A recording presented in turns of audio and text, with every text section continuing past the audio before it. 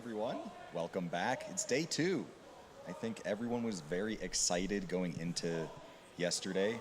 A lot of big expectations for what we were going to see.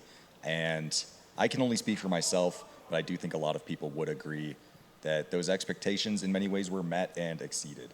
We saw many, many very hype games, a lot of upsets as well. I mean, who would, in their right mind, would have thought that of the teams in the losers bracket after round 1, the name Froyotech would be there, right? Yeah. Speaking of, we should introduce ourselves as well. I'm Wild Rumpus. We have DeltaMarket and Benpl on the couch. So yeah, I guess first things first, overall thoughts on day 1 and how things were going there. Yeah, I think the easiest way to describe that was exceeds expectations. Just every single game was so competitive. Like you said, that best of 3, 4-3 on Koth, 2-3 on Metalworks, 2-3 on Sunshine. It's just what everyone wants on LAN. There was nothing that was assumed when you saw those games. You did not know who was going to win. Yeah, it's a weird one, right? Because there was that game. Obviously, that's going to steal the show, right? That was one of the best of 3s you can get on LAN, going all the way, especially like seven rounds on Koth as well. Like, it looked like Ball's team had it for a moment, and then after losing their pick, the underdogs come through and beat the mighty Froyotech. Like, I was Rumpus, we were on the desk before, right? Before that game, we can all say, yeah, we did not expect that one was coming. No. But like, it wasn't even just that game. There was the other games earlier in the day. Like, the Australians beat Froyotech early on. The Australians against Witness, this rematch that we're getting now, that was also like a really hype game. And yeah, like, there's been, I don't know, there's so much parity. Like, you've got all the best American teams, plus like the other 2 amazing teams who are like continent dominating in the world, and you put them in a room together, and it just creates magnificent TF2. Yeah. And as it's so great, because coming into today, we've got best of 3s all day, and then we've got, of course, the best of 5 over on Monday. But like, it brings out the best in these teams, getting them on LAN, and we're really starting to see that, I think. Yeah, and you were totally right. I mean, at a certain point when we're talking about, oh, that map 1 for Balls, they really wanted to win that. That's their map pick. And then the second that it cuts off, the smiles disappear, and we're like, all right, time to go watch another Froyo 2-0. And then little do we know, not only do Balls team keep it close on Froyo's map pick of Metalworks, but end up winning. And then through a absolute slaughter, or not slaughter fest, but just duking it out, fist fight style, on Sunshine, are able to pull it out. It happens on LAN though sometimes, right? It's like LAN does bring out the best in these teams, and when they're put under stress, when they're like, again, they're losing their pick and they're really up against it, like, it's some players, it brings out the best in them, and yeah, the Balls team, it would work. But I guess maybe should we move on to the game we're covering now? Yes, we can talk about that game all day. That was a phenomenal series, but I guess we should maybe move on to the... Yeah, so the 2 witnesses. I think on paper, Europe has usually been considered a stronger region than Australia and sort of Oz Fortress in general. So with that in mind, it's pretty easy to think of EU as having the upper hand here. But honestly, both these teams play pretty different styles, all things considered. Australia is usually a very chaotic, DM-oriented region, and Europe is a little more thoughtful in how they approach fights and things like that. Yeah, what are your guys' thoughts on what we might be seeing here? Yeah, I think you can't really judge it too much just from like what we've seen in the past by like either I-49 or the other I-Series where we had Australian teams show up. Usually they ended up in 4th place, but I feel like here it's a little different this time. In the past we saw them, like you said, very DM-oriented, but it's a little more than that. It feels like they really love taking dry fights and even Uber fights when the other teams are just not so comfortable doing that. And I feel like it's a little less than just pure DM, but more putting other teams in situations where they're just not used to having to play at that pace. Yeah, one thing I want to add as well, like, surrounding that and like the pace. Obviously, we've seen games yesterday of them, and some of the scrims were streamed. We had the show match and stuff between these 2 teams, and like, I don't know, I feel like by the time we get to this stage in the tournament, I almost want to kind of throw that out of the window to some degree, because these teams, okay, this happens anyway at lands, teams build into them, but these teams have traveled literally across the world to get here. They have gone so many hours of time zones, they could be jet lagged, they're playing new configs, new maps, new rule set if you're the Europeans. It's so different that these teams are just getting stronger and stronger and stronger at such a fast rate. Like the Witness Australia team we saw yesterday, it was not the same team that we saw in the show match or in the scrims beforehand. And they are just really they're living up to it so much and they are really, really feeling it. And it's great to see. I think that's a good point, actually, with the config changes. We're going to see a lot of the games in the first day that we saw were upset wins, but upset wins where the winning team maybe didn't have so much momentum at the end of things and were more sort of sitting on their laurels from the rounds they got early on. And with a continuous overtime where, for anyone at home who's unaware, rather than the map ending when the timer hits 0, when the timer hits 0, now the team in the lead just needs one more round. So retroactively, the score limit is adjusted.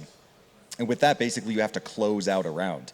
But the point I was making is that this is a config that Oz Fortress has been using somewhat recently, but ETF2L hasn't adopted. So you have to wonder, as well as far as weapon bans and unbans and whitelists there, Oz Fortress, again, is more similar to RGL than ETF2L is. So you have to wonder if, while EU on paper is a stronger region, if the Aussies might be more comfortable on the config and the rule sets being played today.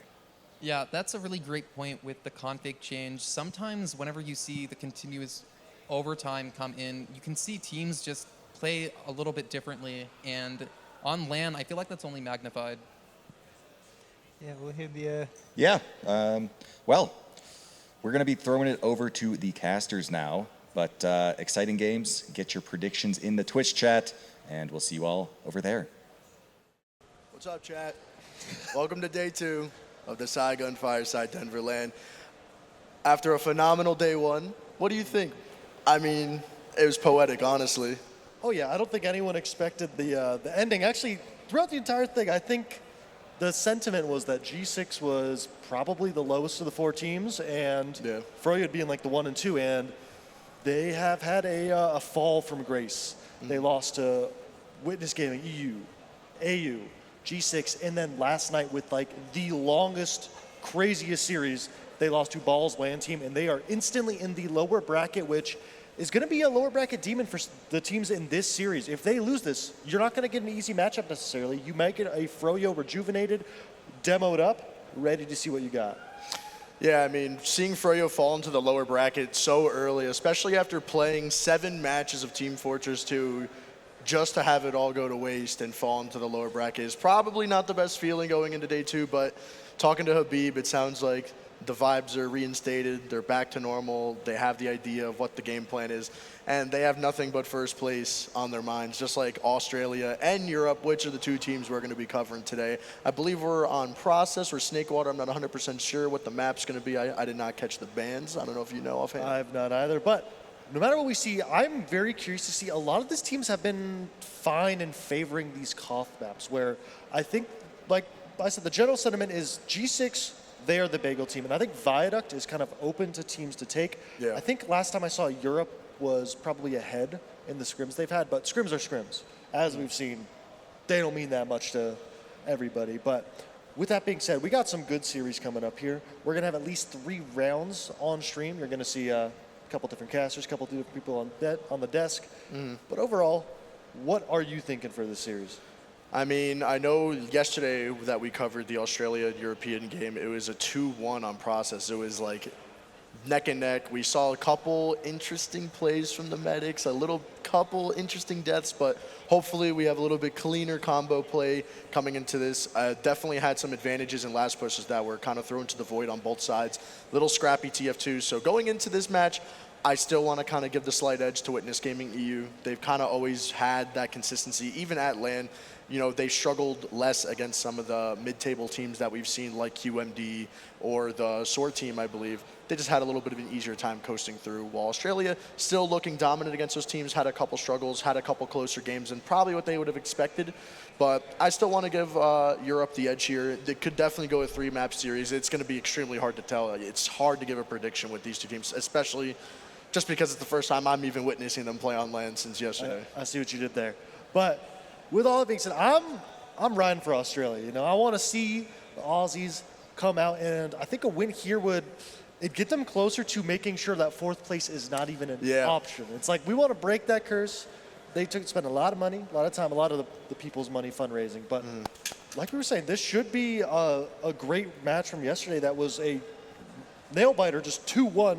A 2 or 3-2, something really close on process, where I could see both teams kind of letting that through the pick ban and being like, okay, you pick it. Because both teams had their moment on it, but I'm really excited to see. I want to see a Koth. I want to see something new. I feel like we haven't seen the full map pool necessarily at this time.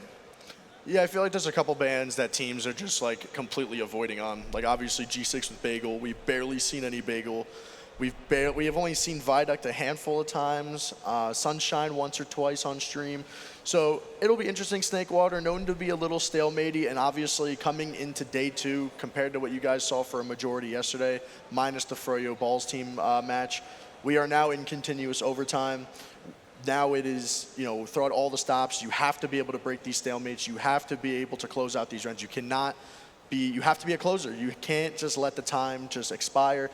You have to figure out how to sack, figure out how to off-class, figure out how to find some form of impact to be able to get into that last and finally close out these rounds. So we could be in for a nice long day at Team Fortress 2. We're going to have 3 amazing matches coming up here. It looks like we're waiting on one more person to join the server.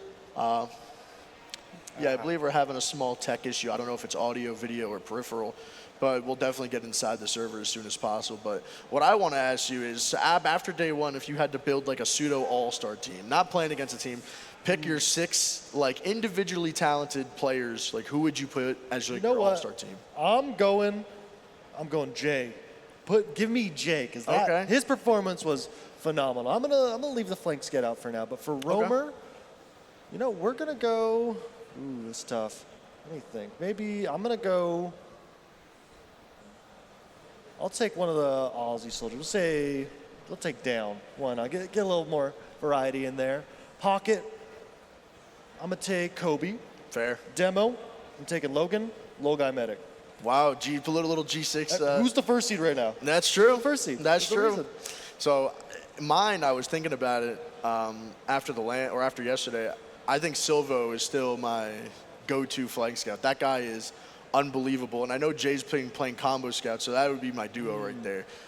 I'm gonna have to. I had Banny originally, but just in good faith, I can't right now. Well, who won? That's true.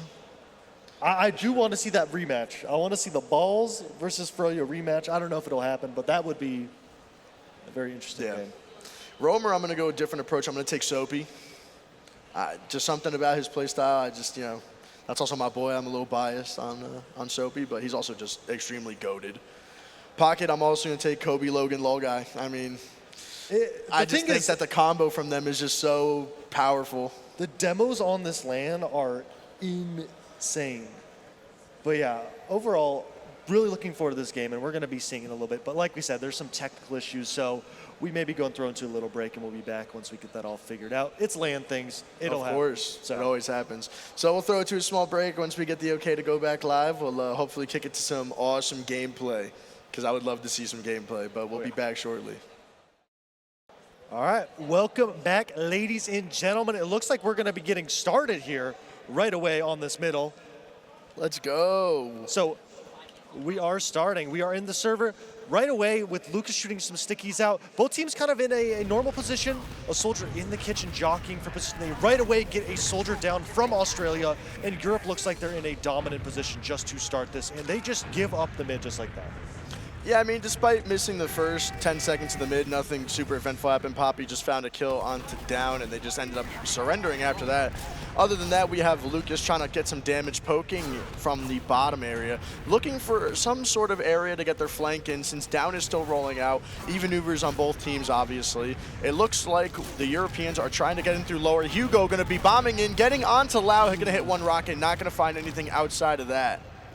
Yeah, and like we said in the last time we saw them, both medics were kind of having some little slip-ups here, and I think this is going to be a big thing, is which medic can kind of play these scenarios better. And just a great job from Lau there, not getting forced. But once again, that clock is going to be ticking, and the main thing we want to emphasize is they need to be able to break stalemates to make a win happen in this game, unless they're just rolling people over.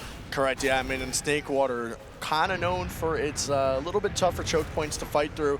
So it's really going to come down to how Poppy and Hugo and the flank on WG Europe are able to try and find the win. Lucas actually going to overextend a little bit, trying to get some damage in through Saul, is going to fall to Connor. And now you have the flank from the Australian, Silvo and Down, respectfully, trying to get in through their own kitchen here. But again, they are going to meet Poppy and Hugo. The Ubers are still even right now. Oh, Down's in. Down's making a lot of space. A pick onto the scout, and Australia has taken mid off of that Lucas pick and completely switched it around. There's a lot of damage still out, but with Toe being down, that is going to allow a very, very good sack wave from the Australian soldiers. And what we've seen so far is they love those two-mans. It looks like they're going to walk towards lower with the combo, and the flank is going to start working through Saul. Yeah, I wish we would have seen an Uber exchange from the Europeans, but other than that, we're going to see Connor trying to make some space with Down, going to try and get onto Auto, going to eat a little bit of damage. Still on Auto, going to eat another damage, but Tomas going to clean up Down, protecting Auto at all costs. Yeah, got a little sloppy there, but once again, one soldier pick is not going to be that much to work with. So it looks like we're going to get back to the scenario, and are we going to see again that Silvo sniper, another soldier sack? And this is where the regions will have their different preferred ways to break these stalemates, where I'm curious to see what Australia opts to do. It looks like they're going to opt to switch off onto an off class here. We're going to see that sniper rolling out. Yeah, I want to see what Silvo's going to be able to do to try and break a little bit of the stalemate here. You know, this is a good opportunity for Witness Gaming Australia to try and get a little bit of space creation here. Other than that, Witness Gaming EU kind of just playing it slow, trying to just set Lucas up in a good spot to find the combo. No real information kind of being given to the Europeans, though, about where Witness Gaming Australia is. No one's really peeking Saw, playing very passive and reactive right now. Just one soldier spamming lower. Hugo kind of getting ready to shut down any doorway if at all possible. Yeah, and we saw Silvo on Sniper in this exact matchup last time, and he was making things happen. And it's going to be really on him to make something happen. They got 2.5 minutes to get a pick, otherwise we're going to get round reset. And from that last mid, it doesn't look like Australia probably is at least that dominant at the moment. But it was 1 mid, so anything can happen. Yeah, I mean, eventually at one point in this match, I do want to see some sort of maybe push lower, try and walk in their sniper, walk in Enrith to try and get a little bit of damage out. But again, Silvo trying to get a little bit of a hero shot, and Hugo trying to make sure that never happens. So Silvo, this is just such a tough point to try and snipe on unless you don't have you need some sort of space lower to just try and draw some sort of attention from the Europeans to get them just to spam somewhere else. But again, Enrith almost, or I'm sorry, Lucas almost getting his wig taken off here. But Silvo jumping all over the map, trying to find an angle, not finding anything. The Uber's coming through solid, the combo. They're going to take a trade in, and this Uber's going to force a lot of flashes. Hugo going to get it behind during this, which with the sniper up from Silvo, Silvo's going to need to hit a shot here, or it's going to look pretty sketchy for the side of Australia. But Hugo actually in behind right now, and Auto, super low, oh, I'm sorry, Lau super low, gonna fall, Cookie gonna find one as well with Connor, Frag doing away off all directions, Silvo gonna fall, Down gonna fall, Connor gonna find 3 of this fight, Lucas trying to find a way through it, Tomas and Connor, it is a 1v1 currently, Ixie trying to collect some health packs, Enrith trying to find any way to survive, it's a 1 versus 1, Is Enrith going to try and press this advantage here? Trying to find a way to take down Ixie here. Ixie trying to capture the control point here, but better spawners coming in for the Australians. Enrith fighting a little bit more off than he can chew, and Ixie going to find that frag. And again, here comes the Europeans barreling forward to try and fight through this door here. Enrith not able to deny these doors, trying to fight Ixie, but not good enough in the 1v1. Yeah, Enrith really just needed to live there, and now it's going to open a door for Europe to retake mid and maybe get some more picks. There goes one soldier. Auto, Connor. Down. Great bomb from Connor, and Connor really just having a great start of this map. For real, I mean, what a great opportunity. I mean, again, everybody pretty much falling on the side of Witness Gaming Australia, but Connor had a great opening while the chaotic fight was happening, and Otto walking through the door just at the wrong time, not baiting just hard enough, and gonna get 2-rocketed down. But again, they are super passive on the side of the Australians, sitting on bats, pretty much building, gonna secure their Uber advantage. About 80 ad here. Oh, yeah. Witness trying to find some way, or the Europeans, excuse me, trying to find some way to just get a good trap up for Lucas. And so far with Europe, you're really not going to see too many crazy flank pushes. As I say that, it looks like Europe's loaded up in that kitchen, potentially ready to push behind. But it looks like Australia sniffed it out. They pop right in, get Hugo down, and clear out the entire flank along with both soldiers. And I think one scout might be behind. Yeah, the back cap coming out, pulling players back. The Uber's not straight up, but 3 people He back. still But finds one. Gets air shot and still finds that one pick. Endrith getting picked off. The Uber's not even out for the side of Europe. They're just taking and standing on this mid, getting the forward spawners in, and this is a massive play. Even if this cap comes out from Australia, this Uber could be popped instantly and turn this fight around if they go soldiers coming in high, they're taking the ground, and Europe looks like they're gonna take this mid free and maybe get a pick onto Kuki as well. Kuki overstaying his welcome, and again, Ixie coming up absolutely massive. Even though he had 3 turn back for him, he still ended up getting 1, dying in a blaze of glory. But again, Hugo gets caught, and Endrith down too. Hugo and Lucas gonna find kills onto Enrith and Connor as they try to run away to their own last. This Uber might even out here as they are gonna try and spawn camp a little bit on the forward spawn. Witness Gaming EU a little slow to cap mid. Enrith's gonna take forwards as well, looking to probably just end up going back to last here. And again, this is probably where we're gonna see our first major stalemate. Snakewater last, impossible to push out of, extremely hard to find forces on, an off-class, you know, just superstar map essentially. See, what I'm surprised about is a lot of times, and for those who aren't completely in the know, Europe, and I'm not sure if Australia, but Europe has been really big about banning like the battalions, the detonator. All these off classes, the only one we've really seen come to play is that lock-and load. Now I'm curious to see, are we gonna see something like a battalion's backup? The man treads, things like that to break the stalemate. And now we get to see how Europe is going to go about breaking this. Big Hugo bomb. Giant bomb, med cut out into spawn, no damage, but a really good start. Tomas in for the counter, Ixie gonna go down, and they're gonna trade 2 for 1 and just reset the scenario. Actually, Poppy down too. Oh, Poppy gonna try and get a little caught in as well. So this is probably your best opportunity to push out here. Lucas has pretty much one chance to find a kill here. Enrith is just barreling forward with his combo as Down is about to respawn. Uber's gonna drop to a trap on the boxes. What a disaster! Instead of just popping early and having the guaranteed better Uber, he's going to try and milk a little too long, and Tomas absolutely just dominating Silvo and Enrith in the post tube. You're going to be barreling it in top left, full buffed almost, getting his team, come in top left. Not going to clear the close right though. Soldier going to land on top of the combo, going to find Lucas Down, going to fall. Poppy going to pick up 2, Ixie going to find 1, but again, the manpower from the Europeans is simply just not enough, and unfortunately, the round is going to fall for the Aussies, but we do have a technical pause here. I know Cookie, so we do know the reason of the big delay, which we do apologize earlier for. Cookie was having a tech problem with his monitor. It ended up having to get a PC swapped out 3 times. Yeah. But currently, a very hectic round. Very good from, Lucas finding a key trap to take down Lau. I wish Lau would have just popped Uber just a little bit earlier. They are already up 3. I just feel like eliminate any risk possible to just a disaster or a blunder. And unfortunately, the 1 in 100 happened where your medic ends up dropping in such a key moment. And medic being so important, that single misplay is a round over just right away. And that is one of those things, like, playing medic, that's a lot of mental stress on you. That one big mistake means everything everyone else did is kind of just canceled out right away. That was a pretty good push out, and then that sticky trap turns it around. And we're really going to need to see some mid wins here. The silver lining for this is, compared to yesterday, that clock really does not matter for this game. Correct. The only thing that matters for is when we're ending it. But if they're down when this time's up, that's fine. They just need to close out the game. And that is what we were talking about. That's the thing we want to see from these teams who don't run that continuous overtime config in their region. Exactly. I mean, 1-0 is not the end of the world. You still have 20 minutes left to play. And again, Witness Gaming EU still have to find a way to clinch the last round once that continuous overtime does kick in. If I'm Witness Gaming Australia, brush it off, is what it is. You had an unfortunate moment. But kind of, similar to what we saw yesterday, though, Marmaloo, where we did see some medics, have some unfortunate drops, unfortunate deaths, within 90% Uber. And we're seeing it again here today where we've had multiple deaths. Well, not multiple, but one key death that costed the round for Witness Gaming Australia, whether it was lack of clearing traps, whether it was, lack of just knowing where everybody was. Lau unfortunately ended up having that Uber dropped, resulting in the Europeans to take that round. Yeah, and just to give some context, we do have the pick bans now. Both teams banning the costs in the first round.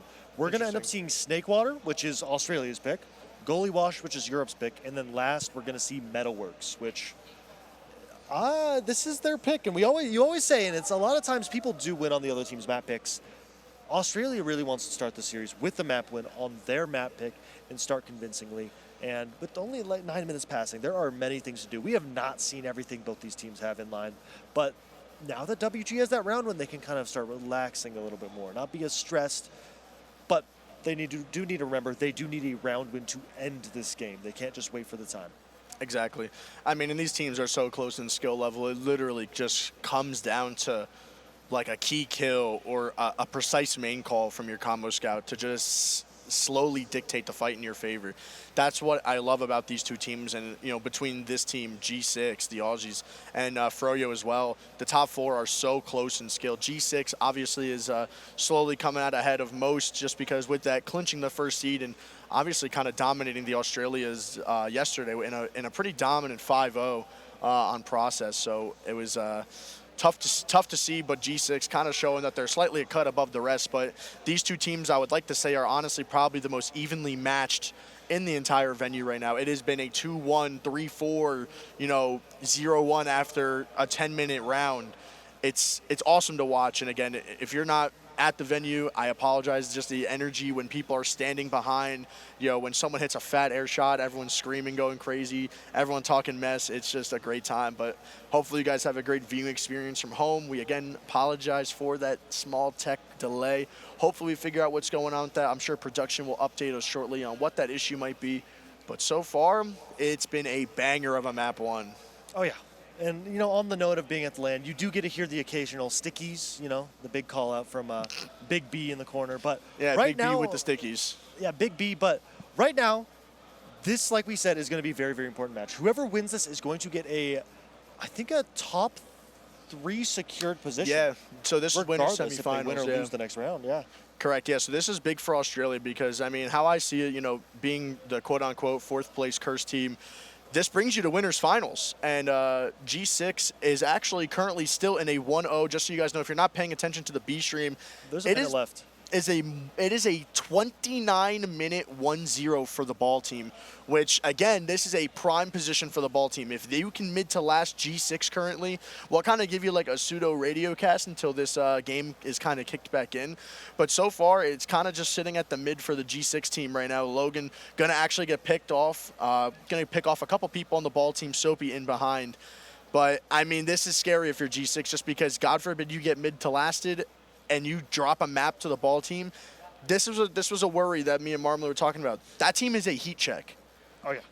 They have the talents all around that if you are not ready, they will just punch you in the face. And that's what we saw with the Freya team. I don't think they probably were thinking that they were that much of a threat.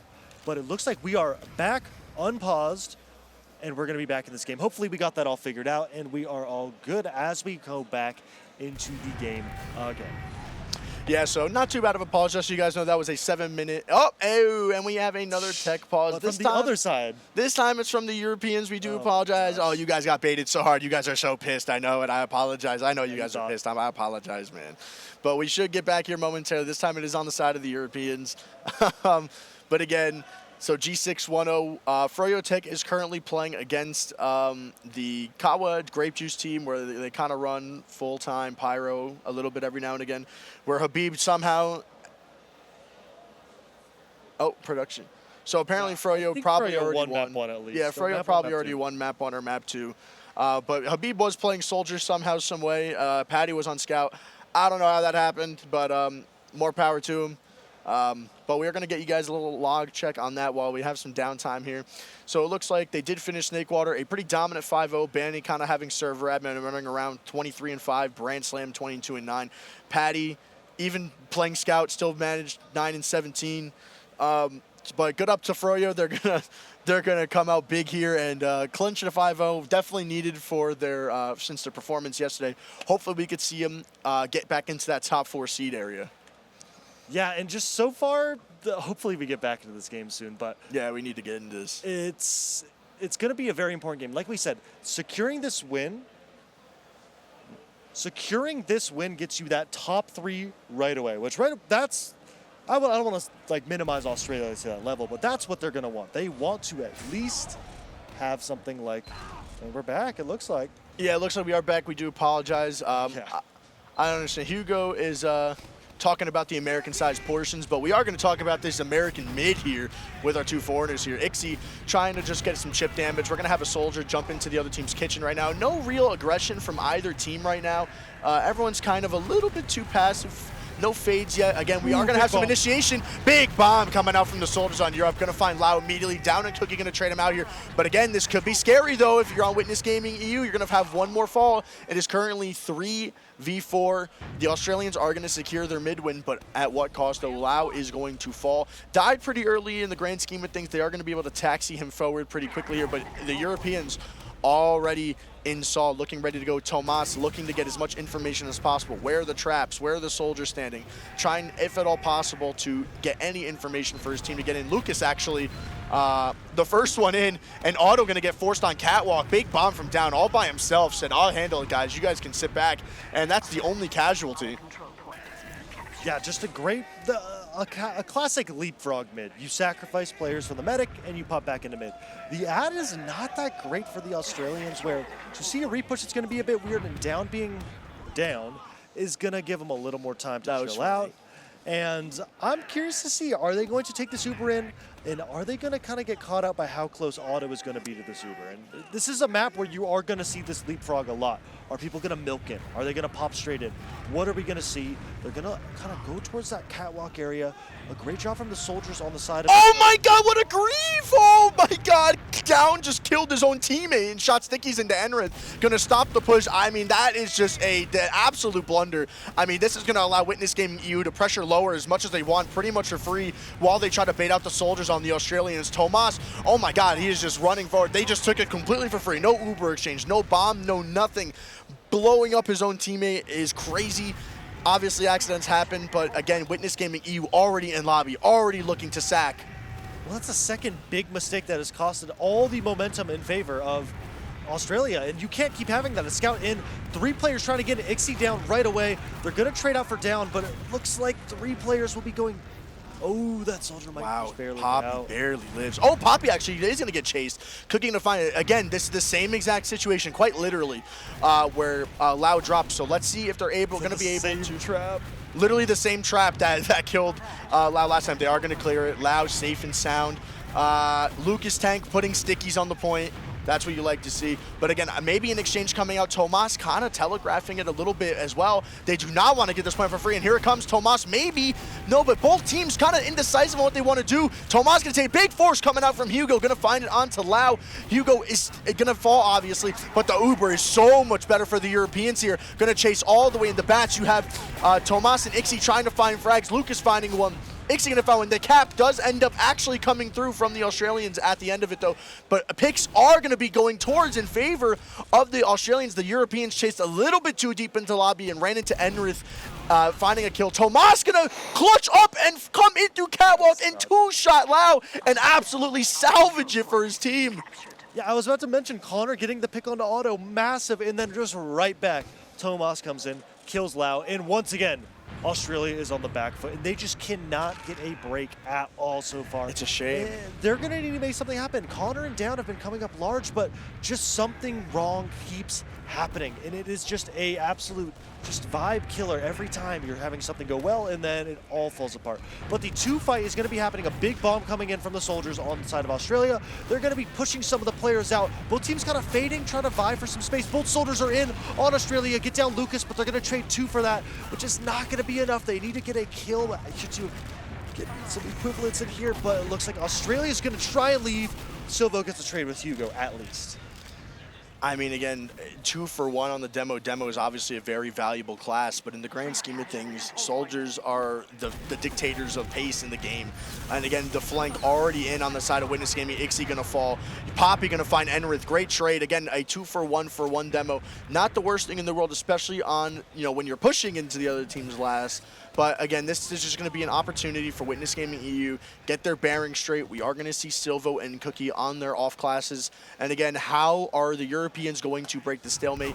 You see Silvo jumping it already in on to Lau. Lau completely unprotected, 48 HP, going to get to the health pick and is going to survive. Tomas and Hugo going to fall.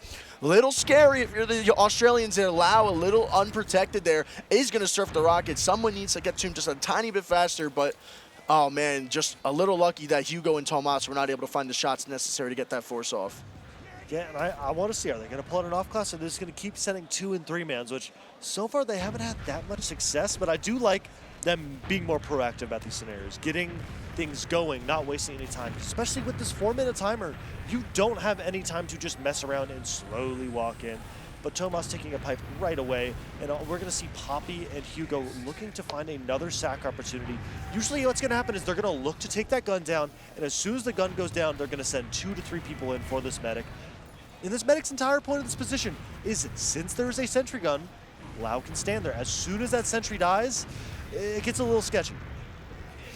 Yeah, I mean, this is a near impenetrable last hold here, so it's going to be hard for the Europeans to get something without eventually having to take an exchange. Silvo going to find 2, actually going to kill Hugo and Poppy as well. Again, we are in the same exact position for the 3rd time. Again, Lau and friends are already pushing towards the point. And again, another 3-man. I don't know really if it's an intentional 3-man or if someone's just biting off a little bit more than they can chew. But again, no real threat to Lau on these last pushes so far. And again, Witness Gaming EU taking it a 3v5. The flank is going to slowly get in through Saul. And that's going to be Ixie taking a lot of damage, as well as Hugo kind of getting stuffed on the Saul side of the map. But again, Witness Gaming EU is still looking to fight. Big bomb coming in from Hugo onto Lau. Oh, he would have hit that rocket and got the drop. That's Poppy, excuse me. Gonna get the force out. And again, Witness Gaming Australia just cannot find any sort of advantage in this game. They have something, but whoa, fast Uber coming out of Saul. And Hugo gonna find Lau. Tomas gonna find Cookie. We need to get this cap as soon as possible, though. We already have Tomas on the point, or Ixie, excuse me, on the point. Lucas and Tomas gonna find kills again. And again, it is Enrith and a 1 versus a billion, essentially. And again, oh man, that's just another situation where the Australians had a player ad and just cannot find a way to get out of Snake last. Yeah, and so far Europe on top, and we've been saying this over and over again, but Australia just can't seem to get everything together consistently. Something goes wrong, and it's an unfortunate heartbreaker, and this is going to have to be a very important mid. Like we said, time isn't the biggest crunch right now, but when you get behind these rounds, you can't be making any of those mistakes anymore. The more and more they're behind, the less mistakes they can win. And Ball's Cup team just beat G6 on map 1. That is insane. But going into this mid, we're going to see, are we going to see another double bomb to take out the medic of Lau, or are we going to see a more slow mid down right away taking that high ground? Double bomb coming in from the side of Europe. They're going to try to make something of it. Down in on the mid, a lot of damage already out. Gonna get the kill on auto. 3 traded from both teams. It is gonna be a 3v3. Right now taking a 2v2 with these scouts in kitchen. Both scouts trade out. And it's just gonna be really close. Tomas, 2v1 and lower. There is no Lucas to help out in this situation until very barely is gonna get cleaned up without Connor going down. Yeah, I mean, Lucas just was a little bit too slow to come back in there. Again, no really fault to himself, kind of just the limitations of the class. No medic, didn't want to just kind of put himself in a bad spot, which I do agree with. Keeping himself alive so Witness Gaming EU can kind of bounce back pretty quick here. We might be seeing a version 2 mid-fight here, maybe possibly. Depending on what the Europeans would like to do. It's possible. Looks like we're not going to see any sort of shenanigans coming out from the red team. But again, the Australians are doing something that I like a little bit, trying to poke lower a little bit, trying to get Enrith set up here. I noticed that when the Australians have some sort of advantage, they're not very proactive in that I would like to see. Enrith was just in lower, completely safe, had an opportunity to maybe poke a little bit, and they just go back to mid. Yeah, I think they just want to reset, get the exact sack they want. And like we said, every region plays these a lot different. Like you'll see NA get really aggressive, which to their fault, sometimes it does not work. But Correct. with Europe being more leaning to that 2 and 3 man, I'm curious to see, are we going to see a sniper again from Silvo? It has not had any success today so far, and it's just going to be draining the clock. And I want to see Connor and Down have been having really big bombs. I do want to see them giving them an opportunity to make a play. Make your playmakers, make a play. Yeah, I mean, and again, the playmaking from Hugo has been amazing this game. I mean, he has been kind of a thorn in the side of the Australians here, finding forces pretty much almost, I would say, over 70% of the time. And honestly, kind of just sacking solo. Down going to get killed by a sticky trap, trying to go for a high bomb over the window, is going to die. Poppy in the skybox, high in the sky, deep to left field, is not going to die, though, unfortunately. Enrith is actually going to fall to Tomas. Tomas actually kind of just ran at him, saw here. Ixie's in. Oh, it does not connect the beat shot. So much damage, gets the drop. And there goes Lau again, just a blunder. They're going to clean up some players. It's just going to be this player behind trying to force a back cap. And it's going to be a, catches a bow, and this situation is over. Soldiers in. But, oh, down! What a rocket! I mean, it's just, it's insane how just the medics from both sides just find a way to just end up exploding, just getting so greedy, milking that rocket. Had a clear advantage going into this, but the Australians got something that they needed. Down, putting Auto in the dirt after Ixie just had a amazing save for the Europeans, dropping Lau. But again, a +4 in the grand scheme of things. Both the medics dropping, just to be in the same exact situation we were just in with even Ubers. Yeah, well, a slight add, because Lau died so much earlier, we're going to see them try to peek lower, make something happen. And as they kind of get further up here, this Uber's going to start ticking, where if EU gets a little too close, they can turn it around, but right away the sticky trap onto Cookie is going to shut all of that down, except they could maybe get the soldier pick. Poppy just barely getting out. And Australia's going to pop through Saw, trying to catch anybody, but the only player they may catch... Lucas. Right, oh, Lucas is so weak. He gets a kill. Oh, he gets killed. 2 players down. But look who's also behind as well. Poppy, 8 HP behind. Ixie going to find Silva. They need to kill him ASAP. They do. Down's going to find that kill. But again, massive, massive Uber advantage for Auto here. Pretty much going to... might even out here if they build effectively here, just because Lucas is dead. Poppy got a pretty late death as well. This is a great opportunity for Witness Gaming Australia. Again, could see an off-class. Is it a spy? Could it be a sniper? Could we see a heavy in the post-Uber? Banners, something you were talking about earlier. Not a lot of unlock abusing, obviously, with some of this stuff being banned in different regions, but it is going to look like it is going to be a fight here coming out of the side of the Europeans. They are going to bomb Lucas, but whoa, look at Silvo, going to draw some ice here. Huge one. That's a key. That's a key 1v1. There's going to be 2 going back to last. The flank of the Australians going to get out to the point. Silvo and Down trying to find these kills. Poppy and Tomas going to come back and save it for their team. But again, full Uberad now coming out of the Australians. How does Europe respond? Or do they go back to last? Do they try and pressure for the force? It looks like they're going to go back, reheal. Insane flank work from Silvo and Down, almost securing that round. But there's a lot of cap time on last. It is going to starting to diminish. Do you go fast if you're the Australians? Take advantage of the cap time before the gun gets set up, before Tomas gets an aggressive angle here. Yeah, and just insane play. Love to see that. And it's going to be the situation they need to execute. They're going to pop through that shutter, get the gun down right away. We're going to see some cap time coming out. A big bomb from Enrith, shoving people into the spawn door. The cap needs to be abused. The heavy coming out, and it's slowly looking like it's going to Point's good, point's good! So much time. They're going to get damaged, but the player's not good enough on the side of Australia getting picked. And Enrith maybe getting picked along with Lau. Big pipe might actually allow for Lau to escape. Whoa, whoa, whoa, whoa, whoa, whoa, whoa. No way. I hate this so much. I just hate it so much. I just hate it so much. I mean, I like the idea, but like, it's not like not Shade-esque. Little Shade-esque, but man, I very late death from Lau. It was cheeky, but man, they're not gonna have the medic on 2 here in the grand scheme of things. Unfortunately, Lau trying to get a little cheeky with the back cap. Silvo looking to set himself up for some big things here. But it's gonna be an angle. It is an aggressive I don't know about, he walked out. He walked out of spawn. I don't know if he realized he walked out of spawn. He's going to be committing. He did it! He doesn't realize he's going to be out. At my. least he gets out. And the sniper on bats or anywhere he goes is going to force Europe to pop in. They have to use this Uber unless they're really going to test the sniper, which it's a risk. They're going to pop right through Saw, the demo bomb coming in. And knowing this situation, Australia does not even have to be in 2 for that force. Yeah. I mean, another crazy little push there from Silvo out of the spawn door, trying to get an angle, overextending, but is going to survive, thankfully. This is going to give the full Uber advantage to the Australians. They are going to pop in. They are sitting lower from the side of the Europeans. Auto going to take a ton of damage, and Enrith is going to find it. Down and Connor finding kills of their own, but there is a two-man back half from the side of the Europeans, and they are going to end up getting it to 3-0. Hugo and Ixie, this flank that has been a pain for the Australians, continues to just wreak havoc, finding these angles to go behind, finding these kills onto Lau consistently, and again, a 3-0 game with 6 minutes left. Just whatever you can do, they can do better, apparently, right away. Getting that back up and closing the round out, that is another heartbreaker. Every round they've been losing has just been a big blunder for Australia. And Australia, this is their map pick. They want to be able to turn this around, and we've seen moments they just have not been able to consistently string them together to an actual round win. Right away, Hugo once again playing in the enemy kitchen. Gonna be a little bit annoying, but right away down, gonna get picked, along with Otto getting killed by Connor. Connor coming up big in a huge wipe. Wow. For Australia.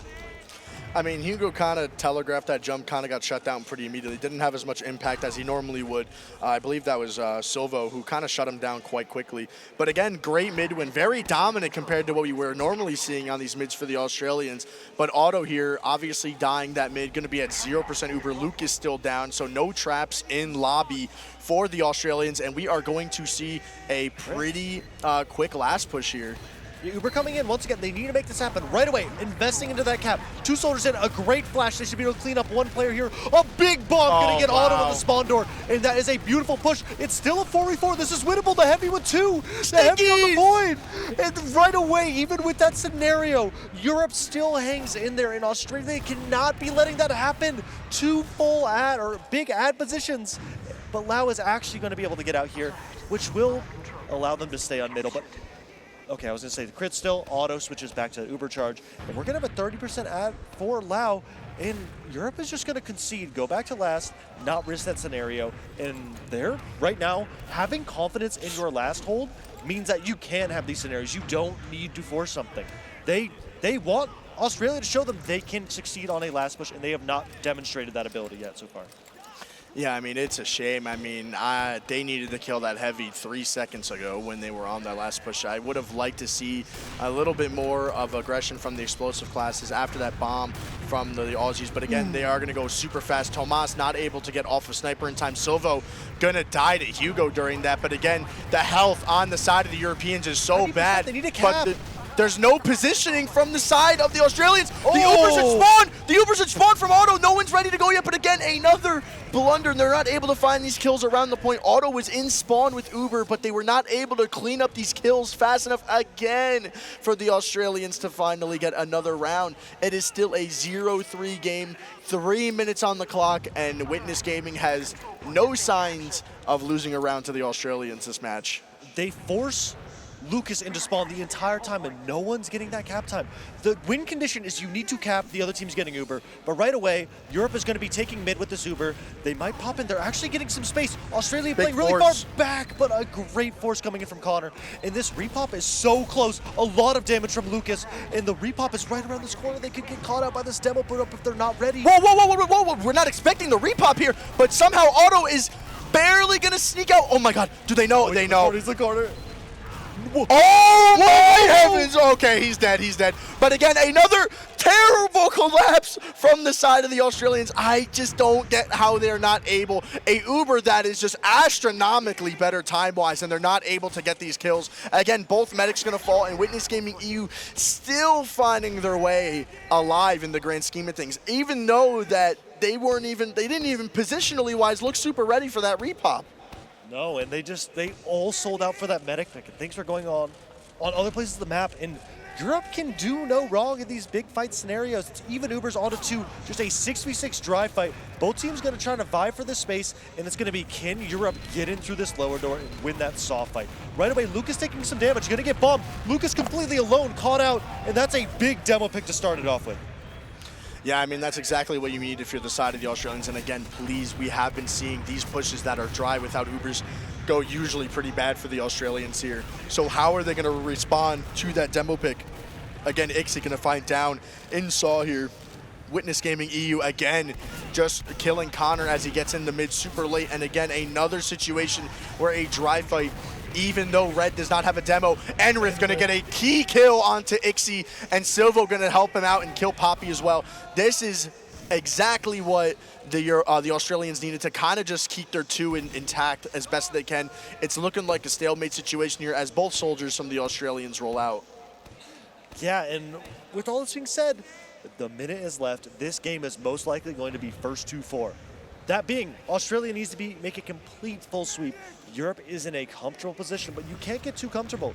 Even when you have the lead, you have to kind of put your foot on the neck when you need to. You cannot just wait for a scenario to happen potentially. If there's an opportunity that you can go with, you need to make something happen. Europe gonna opt to walk through that lower door. They got 2 minutes left in this round timer, and they're gonna try and set up a sack, but the spam from Australia is not giving them any room to breathe. Yeah, I mean, this is a grade A position, especially with Silvo dying here as well for the Europeans. I mean, if you're going to win this game, if you're Witness Gaming EU, this is exactly what you want. A flank player dead.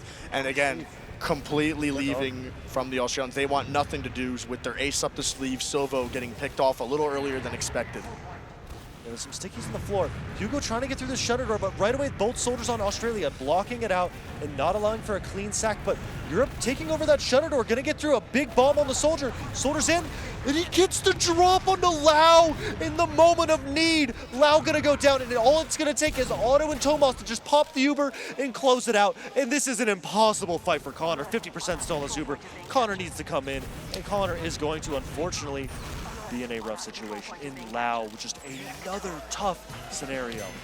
Take your time, Tomas. You are slowly on the way to make yourself an international legend here at Saigon 2025. Slowly but surely taking down Connor and bringing it home for his team. A pretty dominant 4-0, and I mean, the Australians, man, were making some key misplays, and it's unfortunate that we saw drops that we did. It's unfortunate that we saw, you know, post-Uber collapses that we did. We're going to be pulling up the stats for you guys momentarily. It was a pretty slow, modest game.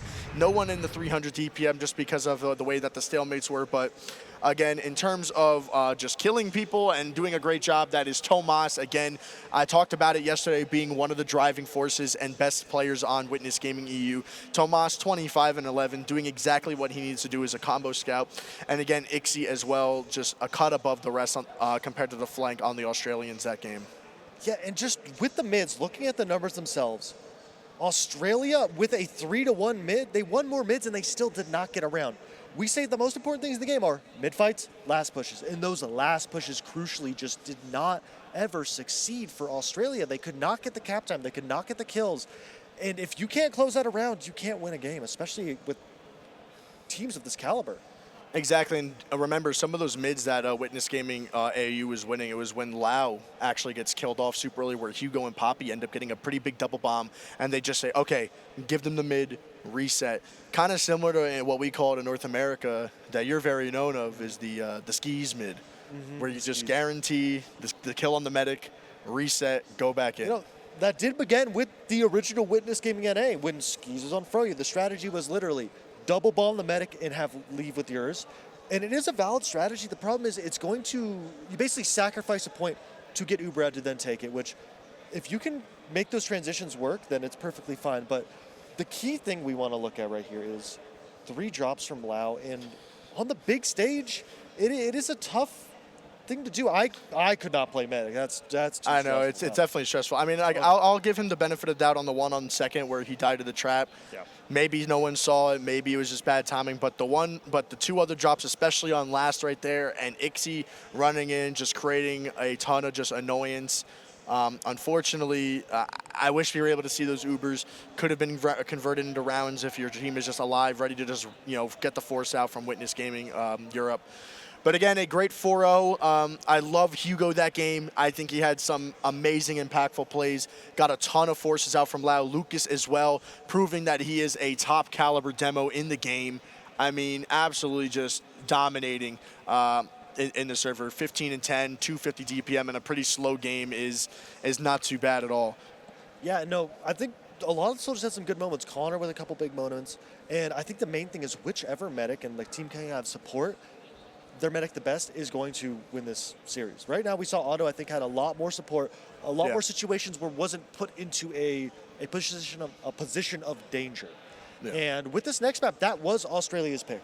And if I'm not incorrect, I think the next map is Gully Wash, which was scary. the Europeans' pick.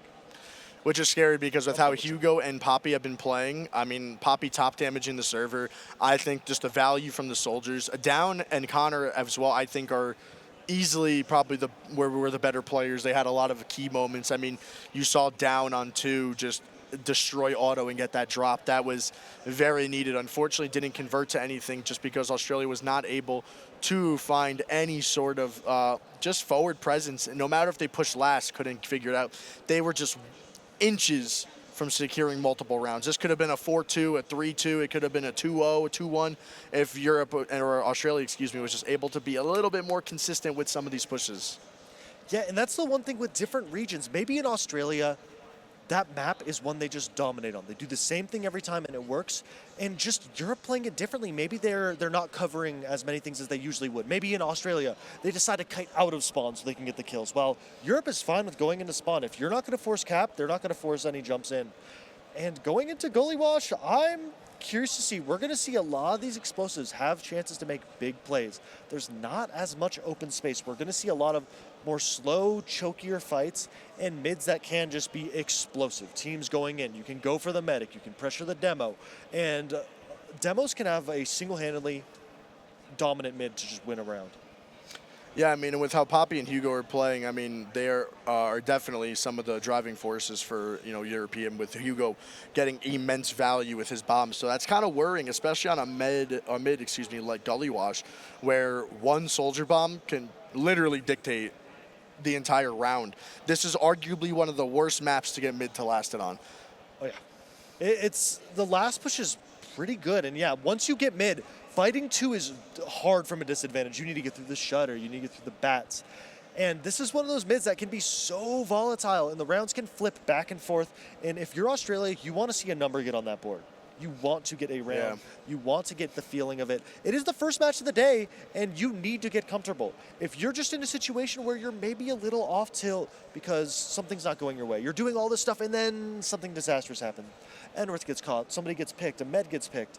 You need to see things go your way and just start getting into the flow of it. Because Australia was a dominant team in their region. That they can put this all together. They just need to start getting rolling. Exactly, yeah. I mean, Witness Gaming, Australia needs to find some sort of advantage here.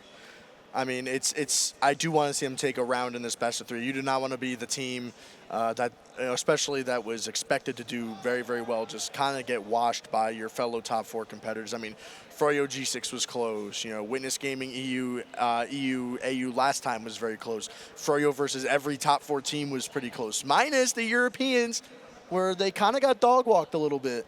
Yeah, especially after that was a beating. Especially we were talking about the concern about closing maps out, and they just didn't let it happen. They got to 5. And that was a Snakewater game. They showed well on Snakewater. So being Australia, you had to have seen that and said, we're better anyways. Exactly. And with that showing, I don't know if we can agree with that at the moment. And they picked the map, too, which is even more concerning. I mean, Froyotech, at least from North America, it's always been a pretty strong map for them, Snakewater. Snakewater and Sunshine is a pretty consistent map for Froyo. I mean, and to just kind of get 5-1'd on a map you're usually pretty comfortable on, seeing the Australians pick it, I was a little shocked once you told me the pick bans, because Witness Gaming kind of looking pretty strong on that map. Yeah, Witness Gaming in G6 looks like they're the favorites of this event so far. And Australia, they're the team to make something happen. If Australia goes in the losers bracket, they're not going to get a free run back at WG or G6. Froyo is going to be waiting for them very, very soon if they get sent down. And you don't want to get sent down. There's a bracket demon down there. A pissed off Froyotech might be a recipe for disaster in this scenario. And again, don't forget that Ball's LAN team also just took a map off of G6. So not just a map, the first map, and that was not their map pick. We're now going to see a Viaduct. Where they almost beat Froyotech. Oh, yeah. Another map where Froyotech has historically been good on. G6 as well on that map earlier in this event. So, I don't know, Ball's LAN team, it's in the name. They're a LAN team. And we're going to get started here with enough about these Europe balls. versus Australia. Enough with the balls talk. Hey, let's get right into this first mid here. The only thing I'm trying to see is how Enrith is going to absolutely dominate once production kicks us over to the mid here, as we are going right now. So again, both demos arriving to mid at a pretty steady time. Enrith and Lucas pretty much dead even. We're going to have pretty early aggression here from the Europeans. You're going to have Poppy actually in a pretty nice spot here, right by the enemy team's elbow here. But again, the soldiers coming out from the Australians. Tomas gonna take them down quickly, but Otto is gonna fall to Silvo. Kind of just ran across the point and just muscled his way through, bullied his way to the main stage, and took everything from the Europeans there. But again, it is just Silvo, 1 versus 3. Everyone's looking for him. This guy is a 5-star wanted criminal right now. Yeah, but he has the disguise on right now. I don't even know if they know he's going to be here. Little push. And it could be big, but he's going to see run to the scout first, get some shots in, but it's not enough. Going to get shoved into the locker, and he's going to go back into the respawn time. Yeah, I mean, again, Silvo had a great mid, ended up getting his man, got Otto. Very key pick, but again, Tomas finding 2 soldiers extremely, extremely early. So kind of stuffing the initial mid aggression from the Australians and going to eventually go into favor of the Australians here. Just both teams kind of sitting here, relaxing. Europe is going to be in big door, going to try and peek. We're most likely going to see some lobby pressure, but there's a player already waiting there from Australia. And seeing how, they're already behind a 2v2 on the flank. Silvo's going to go all the way back to spawn. This is not good for Australia. Yeah, you need to be able to deal with these players behind, but as soon as they get the claps, Silvo wins his one. And he might get a 1v2 in this scenario. Just trying his best to get it. The help comes in, and they're going to get the 2 players behind, and it's going to be an opportunity for Australia to get in. But that flank push right now, the Australian flank on top. Yeah, very good for the Australians there. Oh, yeah, big trades. This is good for the Australians here. They have a little bit better Uber for the Europeans. I like this, pushing past the Uber and gonna find Lucas lacking. They completely flipped the map on the Europeans. This is what I like to see, this aggression. Enrith is gonna fall, but at what cost? I mean, they are still gonna pretty much have this dead to rights, but Otto gonna kill Lau across the map with an arrow. You cannot make this up. Every single time the Australians have some sort of advantage, it is stripped away. This time it's from Otto. He wanted a piece of the action. He was tired of healing Tomas, watching him kill everything. He wanted a bite, man. Connor getting picked off late, but yeah, that's just a heartbreaker. In the back of your head, if you do all that and then it's just all gone, you're gonna start assigning some blame. Maybe not verbally, but in your head, Silvo gonna be up on that sniper, gonna try and make a play happen. But I think Europe is too drilled on this. I don't think they're gonna let their men get picked off. Poppy gonna clear out this choke. There goes I Lucas, like this. and they're gonna instantly get on the force. Lucas going forward, gonna try and bait someone to kill him. But everyone gonna just be exiting the second from Australia. Yeah, I mean, Silvo in jail, essentially. I mean, if he finds a kill here, I don't know, I'll tank my credit score. That's how confident I am at Hidnock finding a kill here. But again, you have the Europeans, again, 10 ad here. Is Lau going to be able to stay alive and get the super? They are in spawn, making sure no tragedies happen. But Tomas on the point right now, trying to find a kill. Tomas actually, gonna fall out. It's Ixie on the point. Hugo gonna find, Uber's gonna get popped out. But again, Lau and Otto still pretty much no Ubers after they just exchanged here, but the red team, the Europeans, are on the back foot, running away, no one behind. They know everyone's in front, which is good. The Australians, great job from Lau to stay alive there, but look at this. This is an interesting timing here. Don't know. Oh my heavens. Oh, but almost gonna win this one. Oh, so unfortunate from Poppy. Almost hits the little midi on the down there.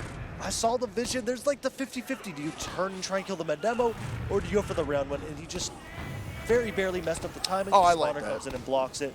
And it's a good opportunity to go for. And right now, I do want to see, are we going to see a battalion? After all the, he's thinking, he's messing around, and he is on shotgun, paint? maybe. No, I think he might be on boost. paint train or something. Yeah, I heard the, I mean, this There's is some geek talk, but I heard the in-game, like, loadout weapon swap, so we'll see. Unless he was just sitting there, you know, just chilling out. I mean, if he gets hit for his 5 damage from afar by a scout, it means he's on the pain train. That's a fun fact if you guys don't know. Yeah, the little damage increases. Somebody's already on point. It's going to force a lot of people to go back, and the rest of the EU should be going off this advantage.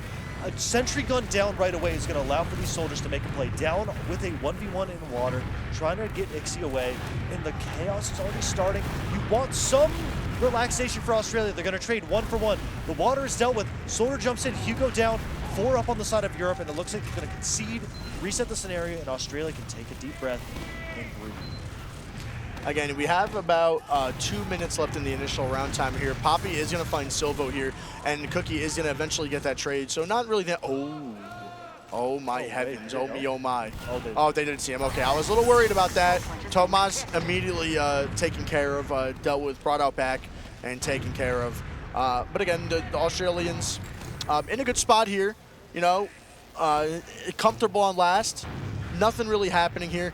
But again, I have not seen a single spy play from either of these teams this entire lane. It's really just been Banny. I don't know if anyone else really has gone spy. Yeah, it's weird. Banny's used it a lot. But once again, we're going to probably see them going to try and get that gun down. Do the Froyo-Tech pressure cooker, as we call it in NA.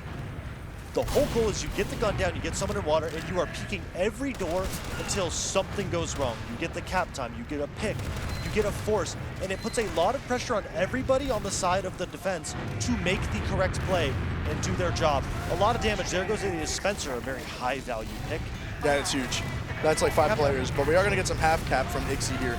So he's going to go back in the water. This is how the pressure cook starts. Now you're like, oh my god. Now you have to go back and forth. Here's more cap time, but Ixie is going to fall eventually. Uber is going to pop out, though, from Poppy.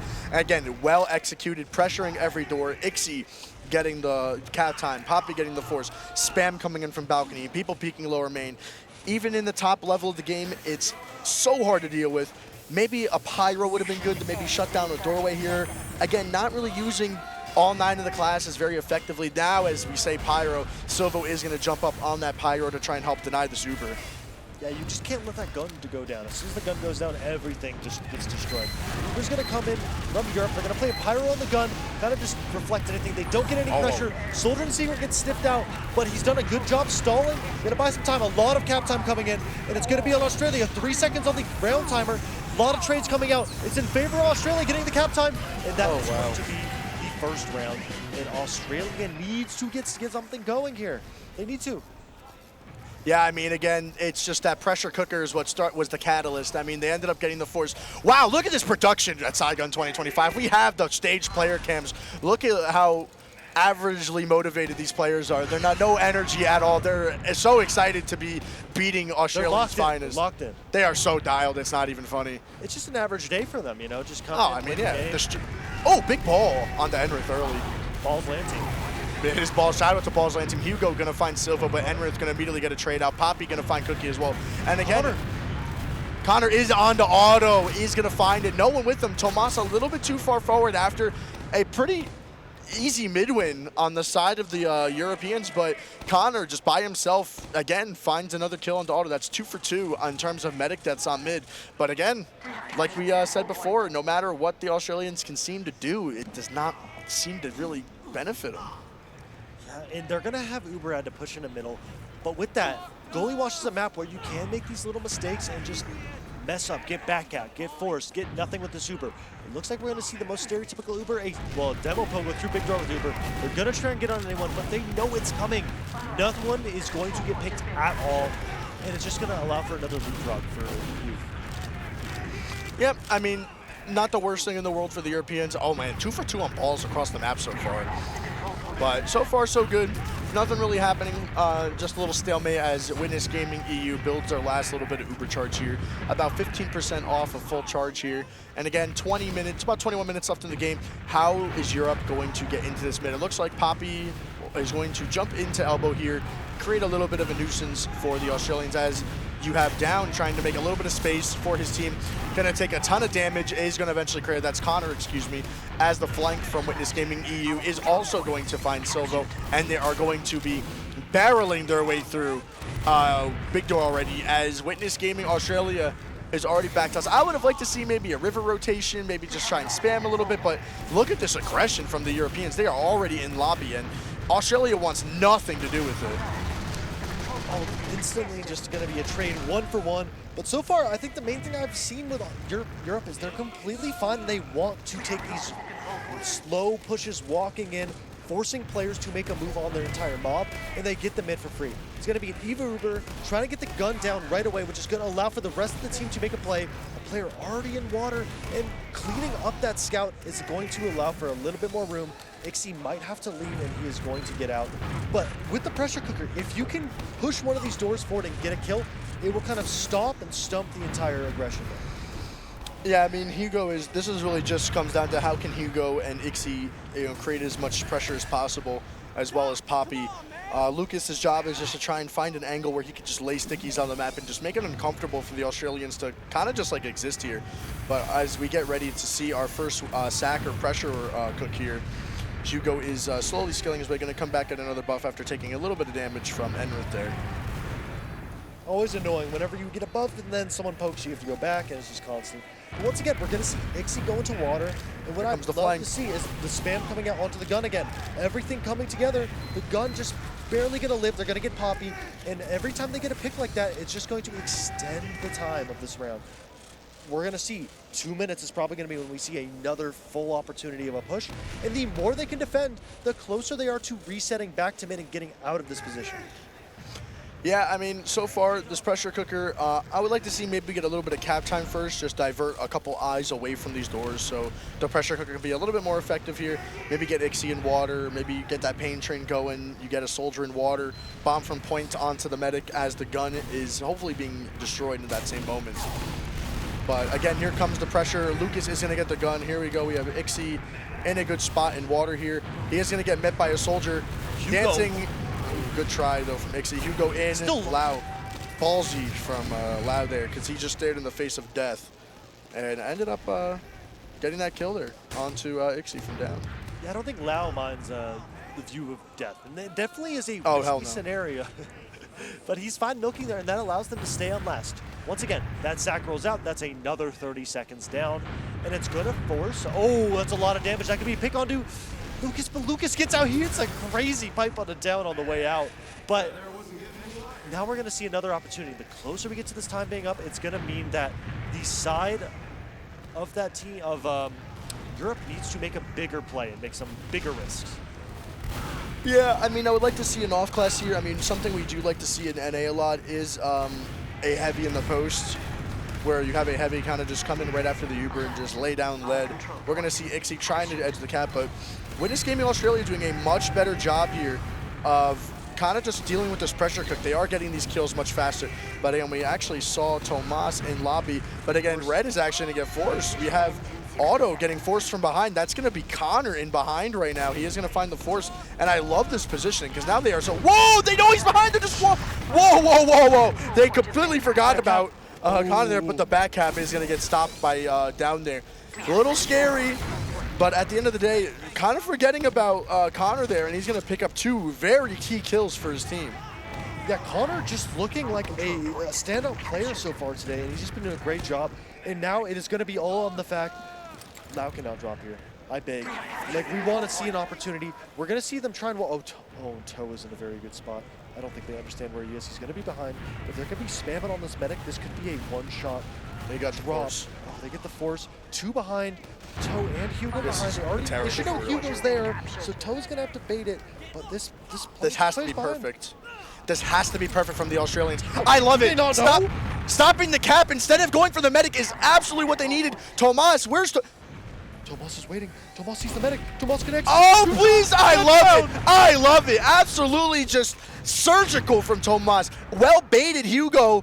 Perfectly. That could have been a blunder from Tomas, but he gets the maximum amount of value from that. Hugo stopping the point with Tomas getting the kill onto the medic and Silvo on sniper. Kind of in a rock and a hard place here because Uberad is huge. Oh my God. And now this is scary. I don't think they know. Headshot rolls out. The medic barely slips away. Poppy taking one for the team, allowing...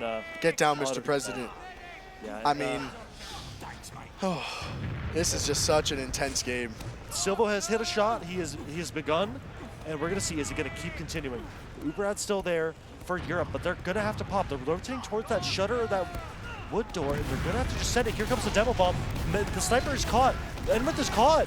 They're going to get 2 players for it, and that should clean up. Oh my God. What? Silvo gets out. Oh my God, he hits a surf and gets out. Oh my God, and he's going to take down Lucas.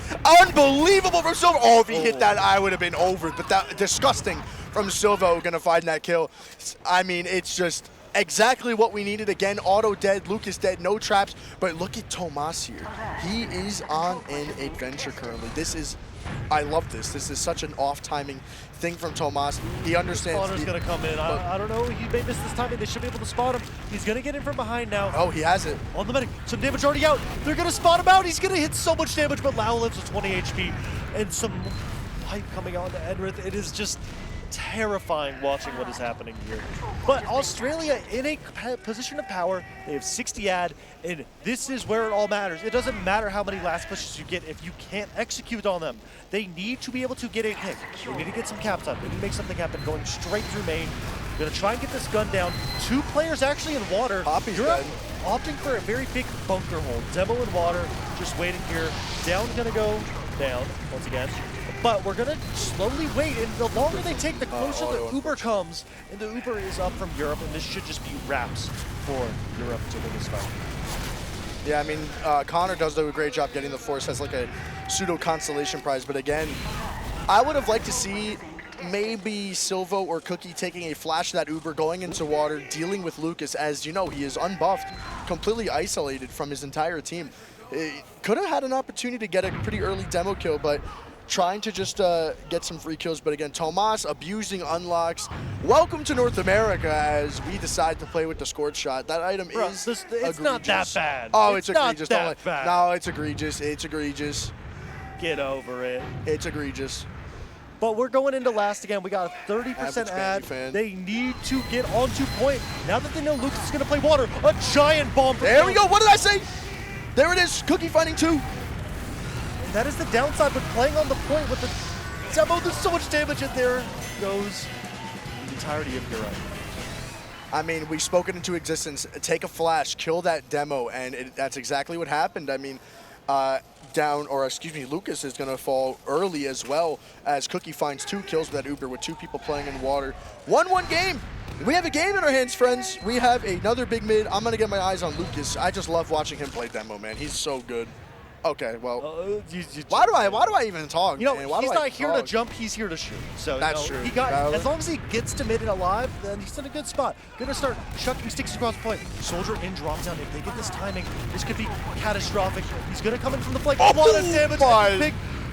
And Lau all the way in big door alone. No one's there to help out, and that's the enemy team's big door. Even though Lau is gonna have some help, it's just gonna be those 2 stuck behind. It's gonna see a medic 2v2. Auto already really weak.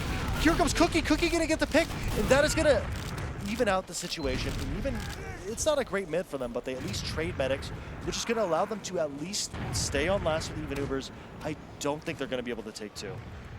Yeah, I mean, I would like to see a little more forward aggression, maybe from Lucas, get some traps and knowing that, you know, a lot of players are down, but opting to play it safe, doesn't want to get put in a position where he might be getting killed.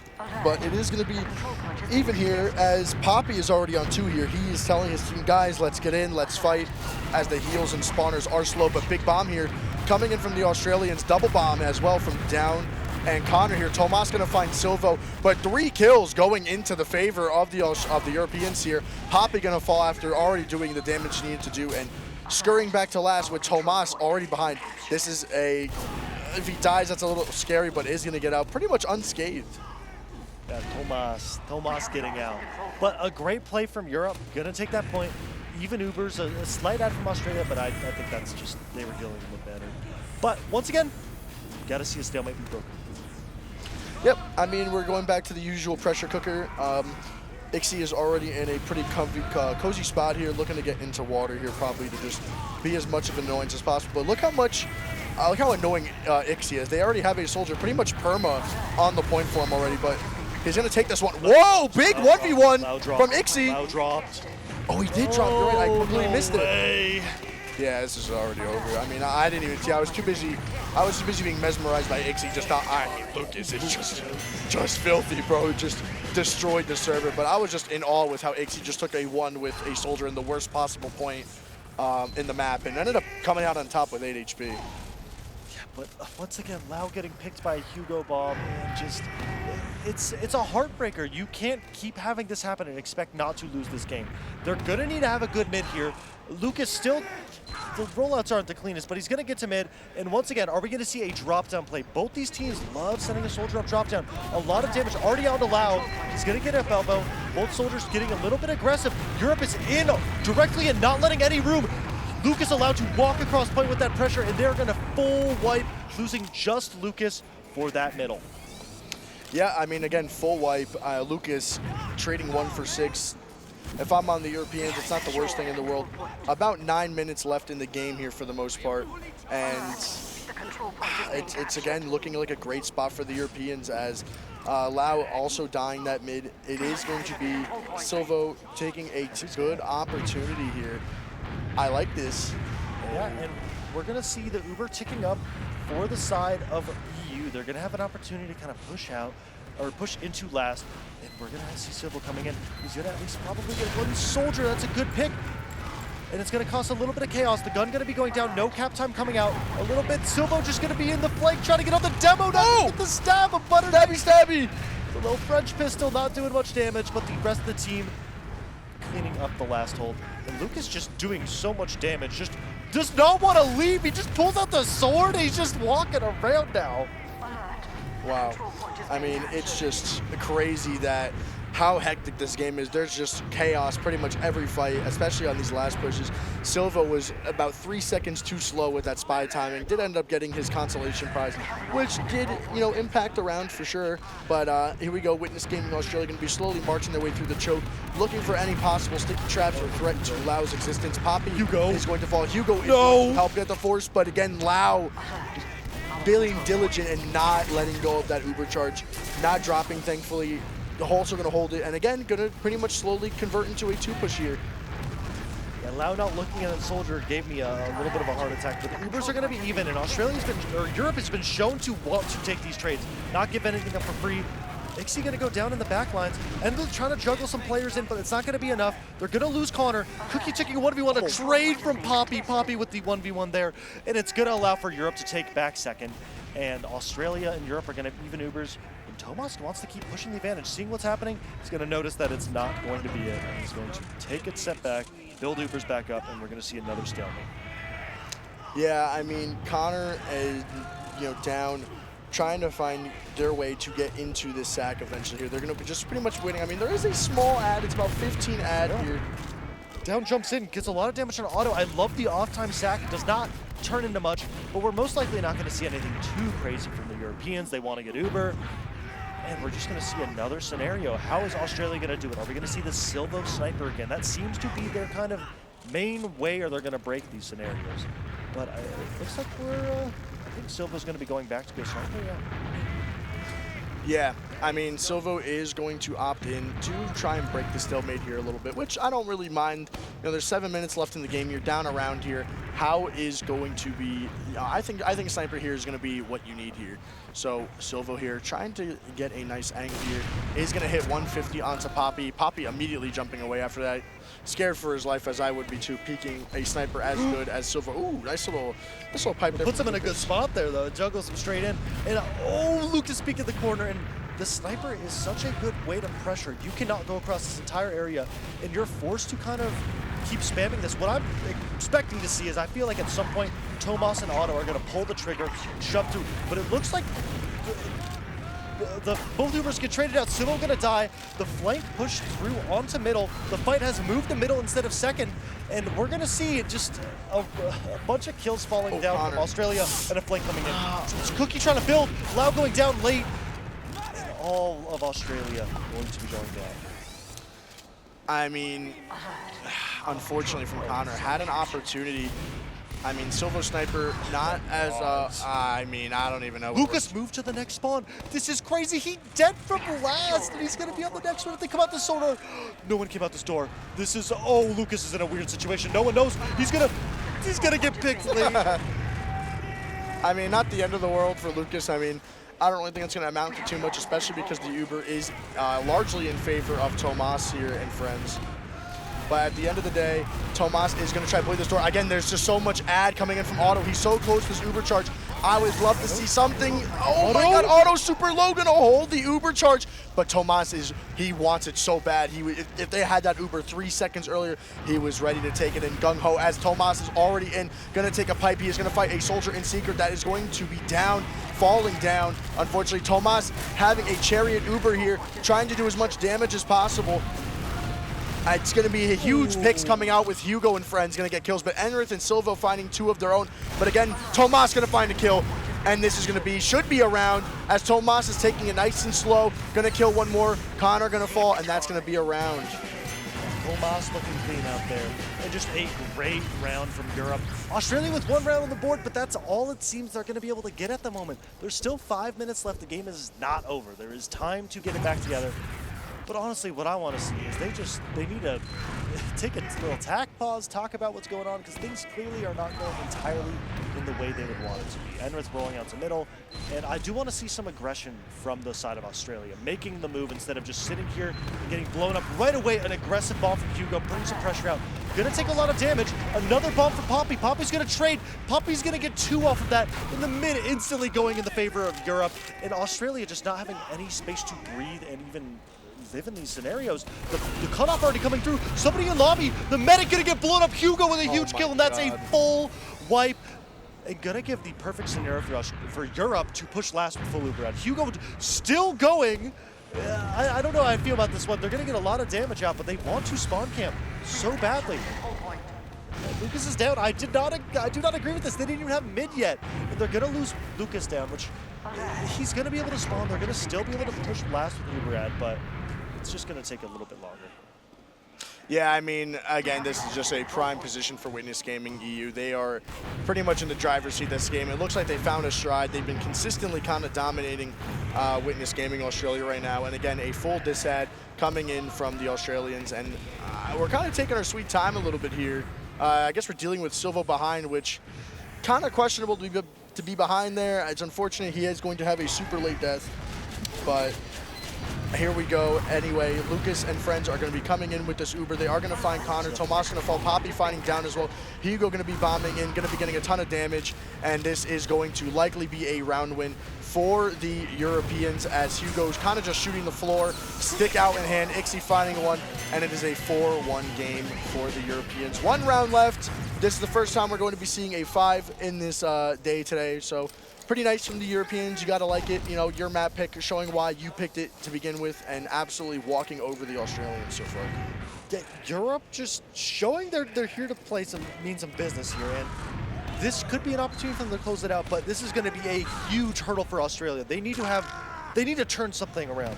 And I would love to see a pause. Like I say, people make fun of Bandy for doing it, but it gives you some time to think. And right away down, gonna take it in his own hands, take to auto down. And the rest of Australia gonna try and close out some of these kills, but they let Lau die. And that whole advantage, even though they're gonna most likely win this middle, they don't have an Uber ad to work with. And it's just gonna be another stalemate scenario. Lucas down late though.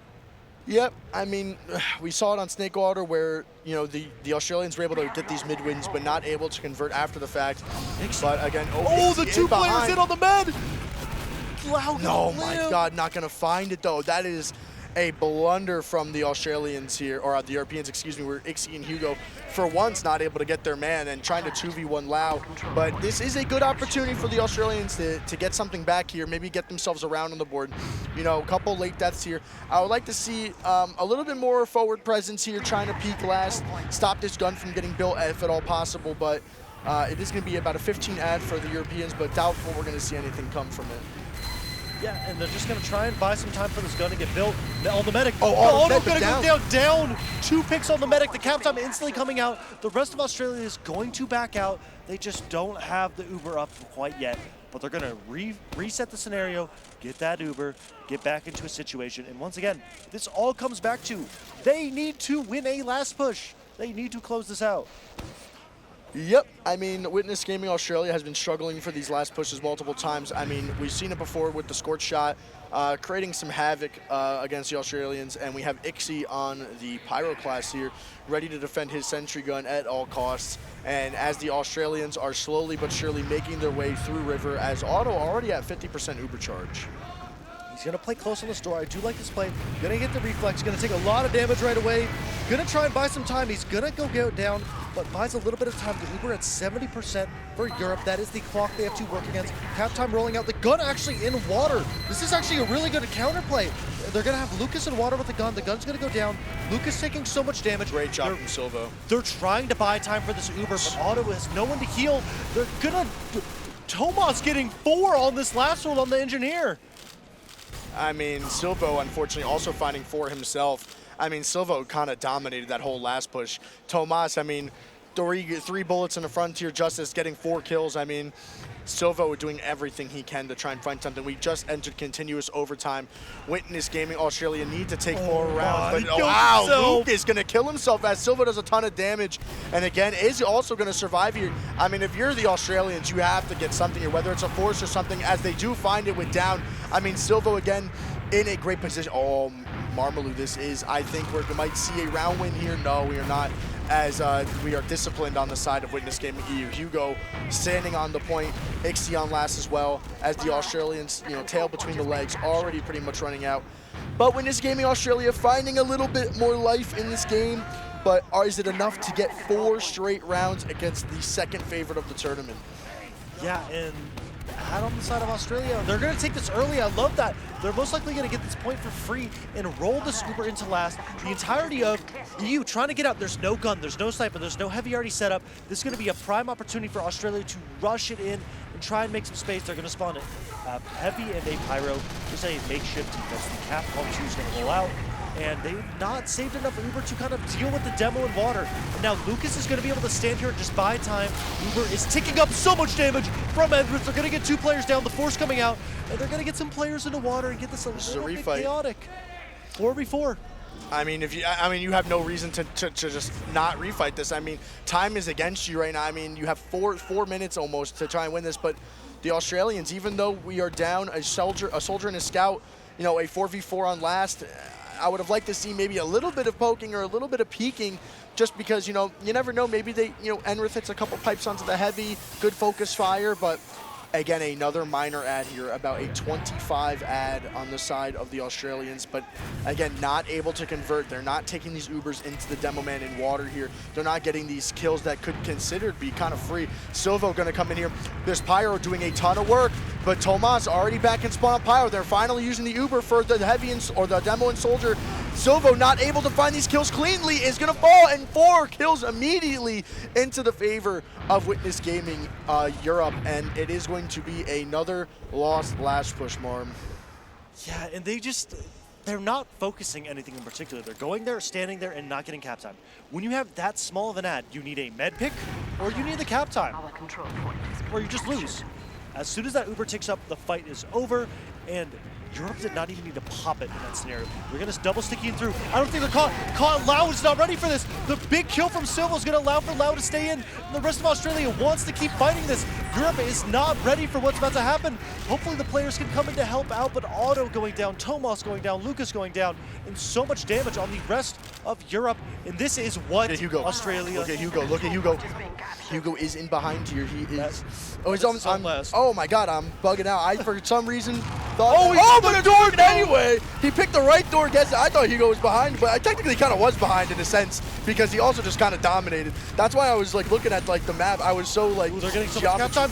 The scouts on it. They're gonna get the cap. Barely. Poppy could have won that if they didn't get the cap out. Oh, but wow. Australia would take that. They do not care. A round win is a round win. And they're, once again, down in that last round. 2 picks right away onto Otto. And Down's going to keep these miracles up if they want to keep going in this game. I was so confused with Hugo, like, just on his own last wall, like, he was pretty much cutting off the entire team, but it still wasn't enough. But Enrith here, looking to try and have a little bit better of a mid here to get some early damage out onto Otto, which he is going to hit a nice little 38 damage sticky on it, which is going to allow Down to get a free kill onto it. But again, 3 already falling, and we've seen it time and time again, where the Australians, go for the medic, get that kill, and then they try to refight.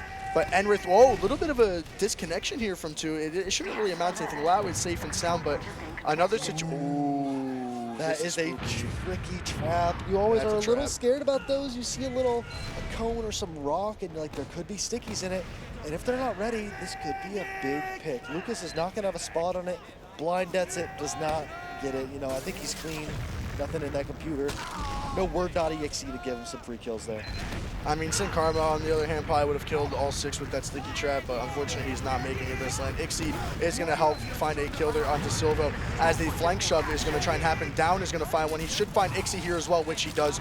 Great flank hold from Down by himself, 1v2, doing it his way as they combo on the other side of that. Loud taking a ton of damage. The health is in favor of Witness Gaming EU as Silvo is about to spawn. Tomas going to find Cookie in the back of the map here as Witness Gaming EU are contemplating on if they want to take it to 2 here. Tomas a little overextended, doesn't really matter as he is playing the scout class and going to immediately kill Down.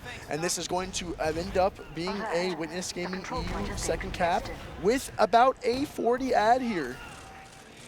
Yeah, the once again, we need, if you have a slight ad, you need to get the cap, you need to get a med pick, or you need to get a bunch of kills. Europe is going to be peaking, but it doesn't look like they're posturing to actually go off this 9% or that they want to go.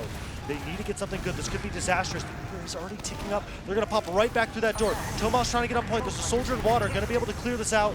And there's 2 players in water. Connor not in a great health position, going to trade some damage out. Everybody on the side of Europe is very, very weak, and it's just going to take these 3 players to hold it, but a lot of damage from this Hugo bomb, and the rest of Australia is stuck behind this point. So bad. And it's going to be a kill range for Lucas to hit some stickies. Look at But Ixie. there's so much Look at damage Ixie. everywhere, Enrith with the clutch 2 pipes, allowing for them to hold that last.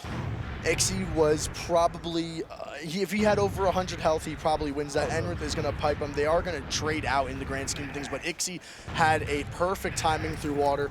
But again, Auto with the slight Uber ad again, about a 20 ad here. Usable. Witness Gaming EU has had these slightly better pushes into Witness Gaming Australia's last, and it is going to be a do or die here for Witness Gaming Australia. Again, dropping into this loser bracket is going to be horrific because, again, we have G6 and Balls LAN team playing right now, which who knows who's going to fall into lower bracket with that. But again, this Uber is about to get absolutely, it is pretty telegraphed. It is going to get popped out here though. 80% for the Australians. Here comes Tomas. He's going to take the flash. Is he going to go for the soldier? But no, he's not going to get reflashed to kill the soldier here. But again, 3 kills going in favor of Witness Gaming Australia. And again, the Uber not getting used, in my opinion, as efficiently as possible. But Auto is going to end up having a super late death with a wipe. Down has been coming up with these clutch plays over and over again. He does not want to go to the losers bracket right now. But right now, Tomas does not either. Tomas on the sniper. I think he's just in that forward spawn. They go down, drop down. Oh, the med's there. Great job from Enrith sticking off that forwards. And Lucas is going to get punished and caught out. Silvo chased him into lower lobby. Oh, I love this. I love this so much. This is an amazing Uber from Silvo. Put this man on combo scout, finding 3 kills in total with the pick onto Lucas. And that is a amazing Uber. But look at Ixie on the big fella in the forward spawns. He's ready to lock it down. No one's going to cap 2. But little does he know there's a giant fence. Oh, but the big fella going to stop second. Oh my gosh, this is awesome. Look at the heavy. He's going to get the kill. Ixie gonna find, the big fella going to find 2. Oh my, the big fella picking up 2 key kills, and that's gonna honestly give Witness Gaming EU enough time to maybe hold their last. Hugo debating on stopping it, and I can't believe I just watched a heavy walk out of forwards and stop the cap when there's, oh man, that's a blunder from Witness Gaming Australia. Hey, Highlander's looking for a heavy right here. But look, a crazy play coming out, allowing them to get some room to breathe. With that being said, Auto going down is going to mean a big ad for Australia, and we keep bringing it up. They need to get this last push going. They need to deal with this Lucas in water. They're stacking water heavily. Soldier and Demo in there means they need to spend their Uber very early to get that down. They're forced to spend a lot of time on the Pyro. Hugo with the huge flank on some damage, but the Pyro is going to go down, and that is about it. There is no gun up. It's just going to be a heavy Hugo falls in water as well. Yeah, the Australian side scout all the way up through water, and they're going to slowly start going forward. The Uber's not anywhere near. Edward Wow, so this much is looking damage. good for the Europeans. So much damage from Lucas and Poppy. And again, Tomas with the big fella of his own going to find a couple kills there as well. But I mean, it's just so unfortunate the Australians are so close, but allowed the 2-pipe. Enrith is ended up getting that 2-pipe onto Ixie, calling him GOAT. You know, game recognizes game. Ixie calling Enrith the GOAT. Loud, again, about to respawn as well. A massive ad from Auto here as Tomas is looking to get in through choke here. Yeah, and just they have a decent hold, and then it just all falls apart. Europe just a brick wall they cannot break through. A flank push coming in, and the count time's all coming out on the middle. Connor down, drop down, trying to get on the med. The Uber is up for Otto, but Otto is untouched. 2 players down on Australia, and Europe is just going to clean up these 2 behind and continue into last, and they might be an opportunity to close out this game. Ixie hitting a player with the ball, closing that scenario out. Yeah, I mean, again, another opportunity for Witness Gaming EU to pretty much close out this game here.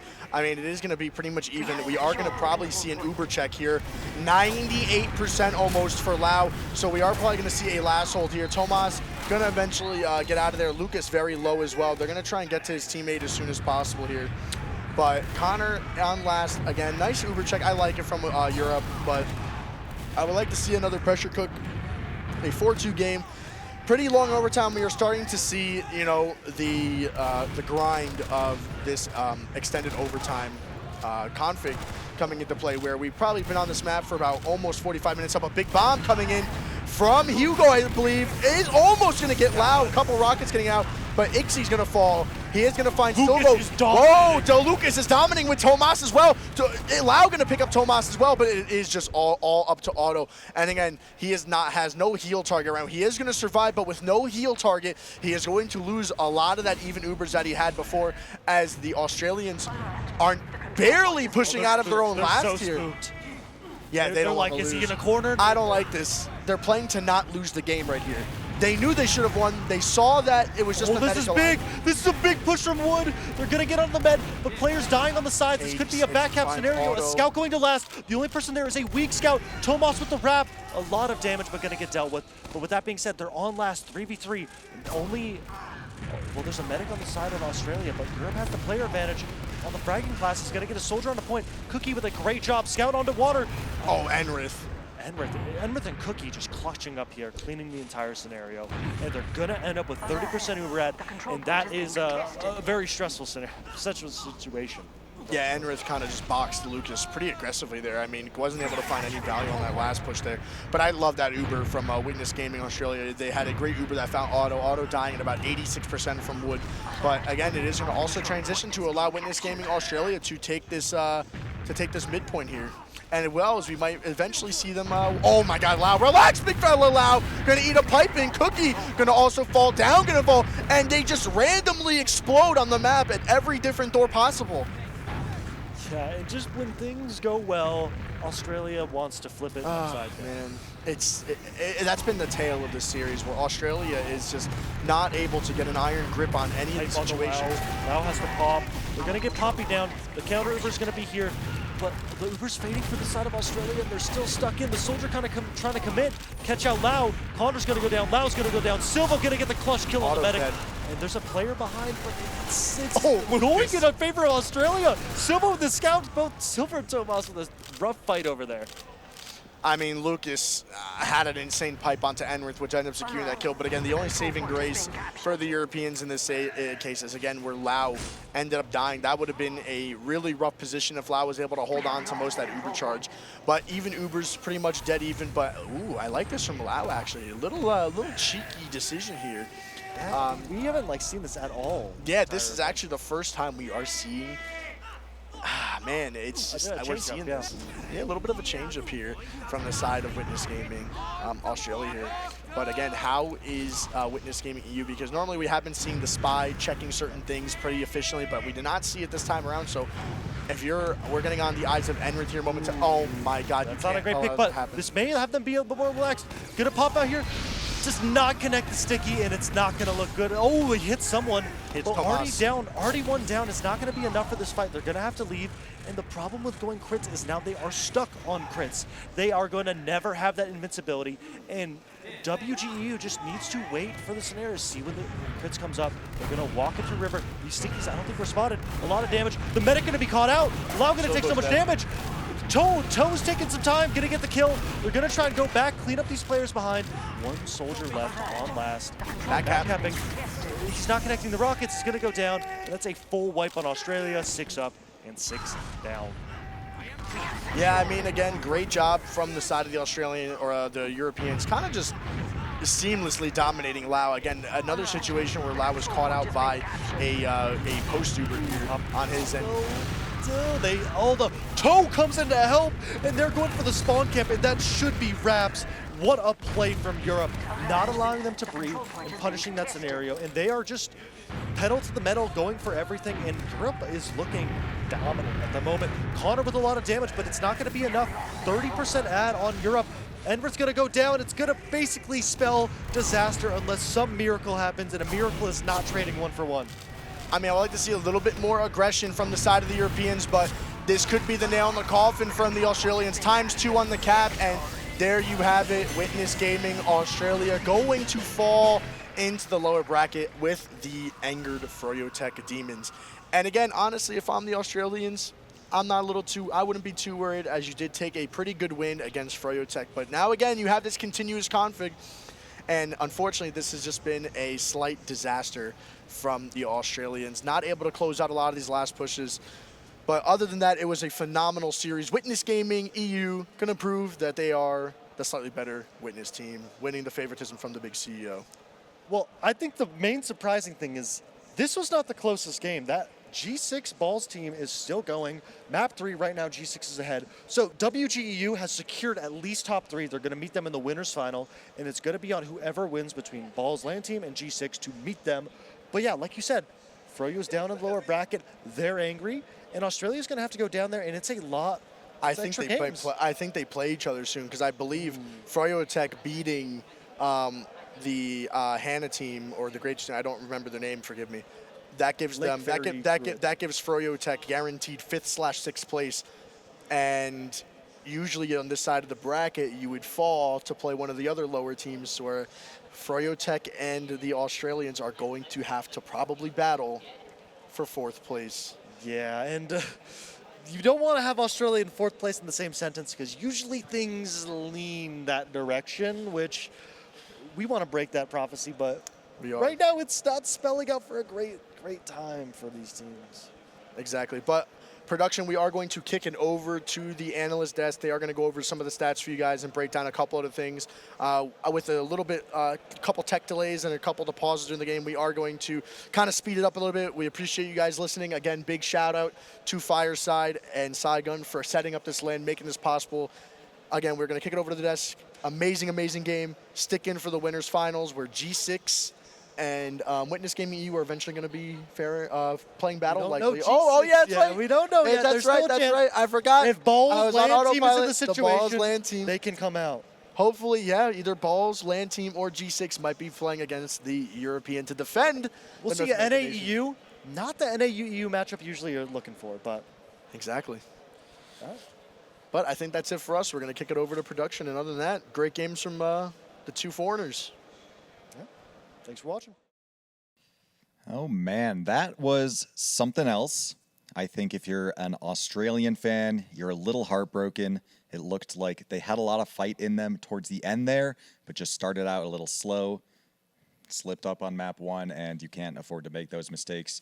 If you're a European fan, you're very happy, because you get to see that this dominance that they had was not just day 1, and we can expect to see some performance out of them on day 2 as well. And if you're just a Witness Gaming fan, then probably have some mixed feelings. But yeah, what do we think about that series that we just saw? Yeah. I actually want Ben to start by answering that one, because you were Sure. hyping up You- your yeah. Euro boys. Yeah, you were yesterday. saying the European fans are very happy. I don't know. I'm the token European here. I was very happy, particularly for that map 1. It was so comfortable. It's been so good seeing them grow through the tournament. I mentioned in the pre-game, I think yesterday they started a bit slow, but then they ramped up, and they've kicked off today where they left off yesterday in that FroyoTech series. And this is the strongest I've seen them play in a while. Like they are running at such good steam at the moment, and they are just, I don't know. How would you even play against these guys? We saw at the end, like, yeah, Witness Australia had a bit of a go back, but the Europeans, they've almost got some sort of like hive mind. They're so coordinated together. Their decision making, like, okay, Pappy obviously main calling is like lifting a lot of that, but the whole team everyone on the same page all the time, instant, quick, intelligent decision making, and that's like for me the difference maker, and it's what makes this team so exciting to watch. And like I think they put on a great display this game. Yeah, I think Witness Gaming really showed why they're such a hard team to beat.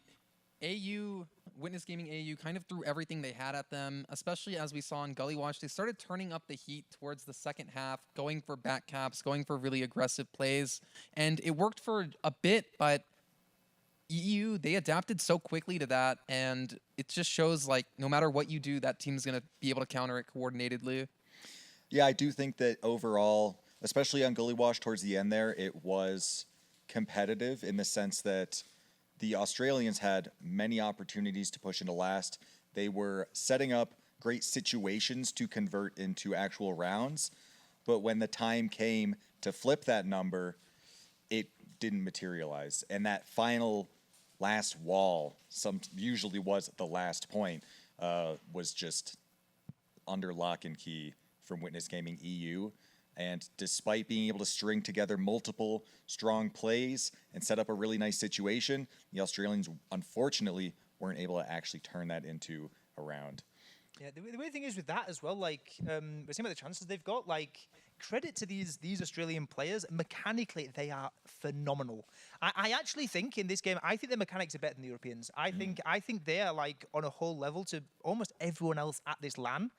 It's just these moments making a couple of wrong decisions in these pushes, maybe taking some unfavorable fights, and they're getting punished for it. But like, if you get them in like these situations where they thrive in these sort of chaotic, like DM heavy situations, these players, all of them on that roster, they are all so good at just making it work. But like again, it's so hard to get those situations down against the Europeans. Yeah, and it's something we've kind of mentioned before. It feels like these teams, it's like a rock, paper, scissors, where in this case, WGEU was just the perfect counter with the consistency in the decision making. You know, some of these other teams, AU, I feel like, as you mentioned with the DM, has a better chance of leveraging that. But against EU, they're just so consistent with that decision making, and they just never gave an inch for that to really take hold.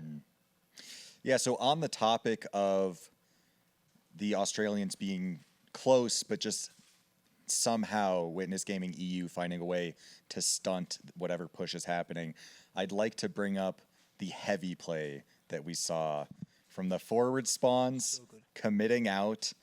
So it's funny because heavy and forwards is not the rarest thing ever. It wasn't invented in that match, but you usually see the heavy peeking out and shooting someone on the point, which the scout was well hidden. So we saw the heavy commit out of spawn and get not one but 2 kills. It's so good though, because on a map like Gully Wash, the cap zone is so close to the doorway, you can do it, right? On other maps, it'd be way harder.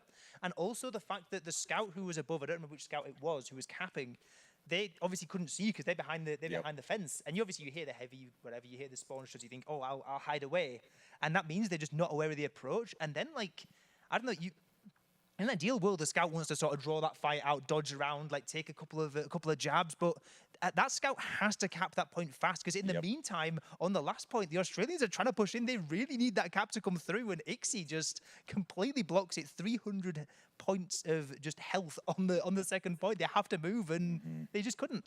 Yeah, I think on that Gully's second point, the reason that play was so smart is because it's kind of a mind game. When you open the shutter, no one wants to peek it because you're worried there's a sniper there, not a heavy. And so you just don't peek that door. And then when you hear it closed, you think they backspawned. But Ixie, he just ran out on heavy. I don't know how you could predict that. And then it was just too late at that point.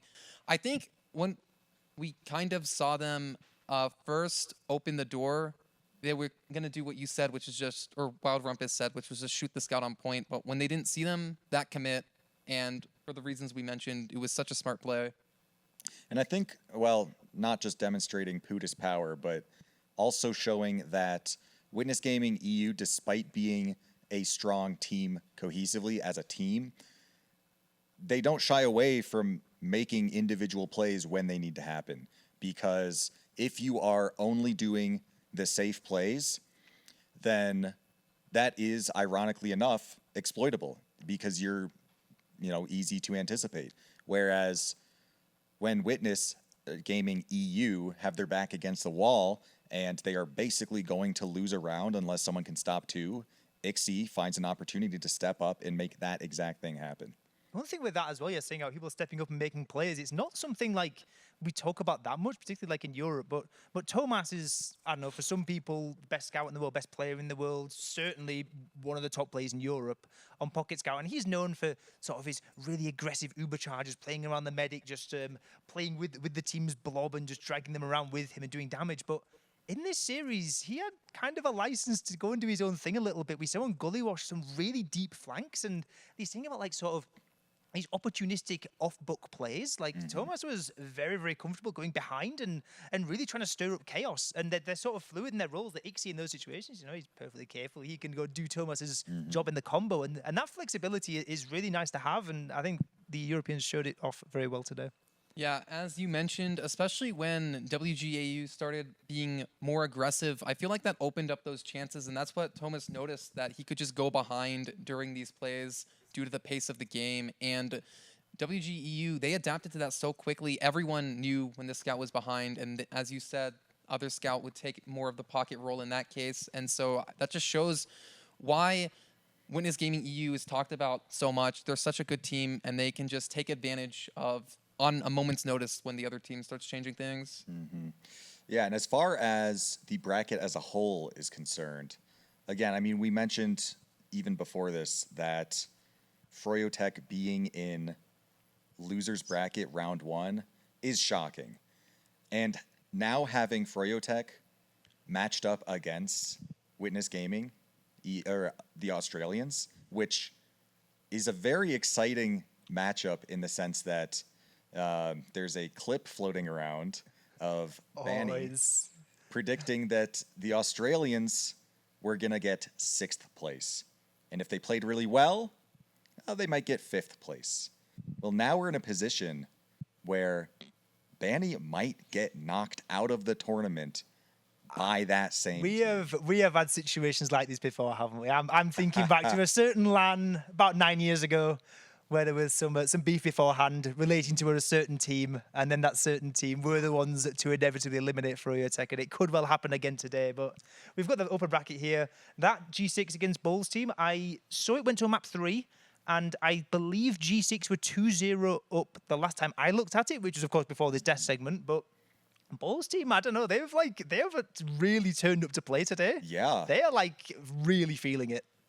Yeah, honestly, it's surprising in the sense that this is not a very organized team.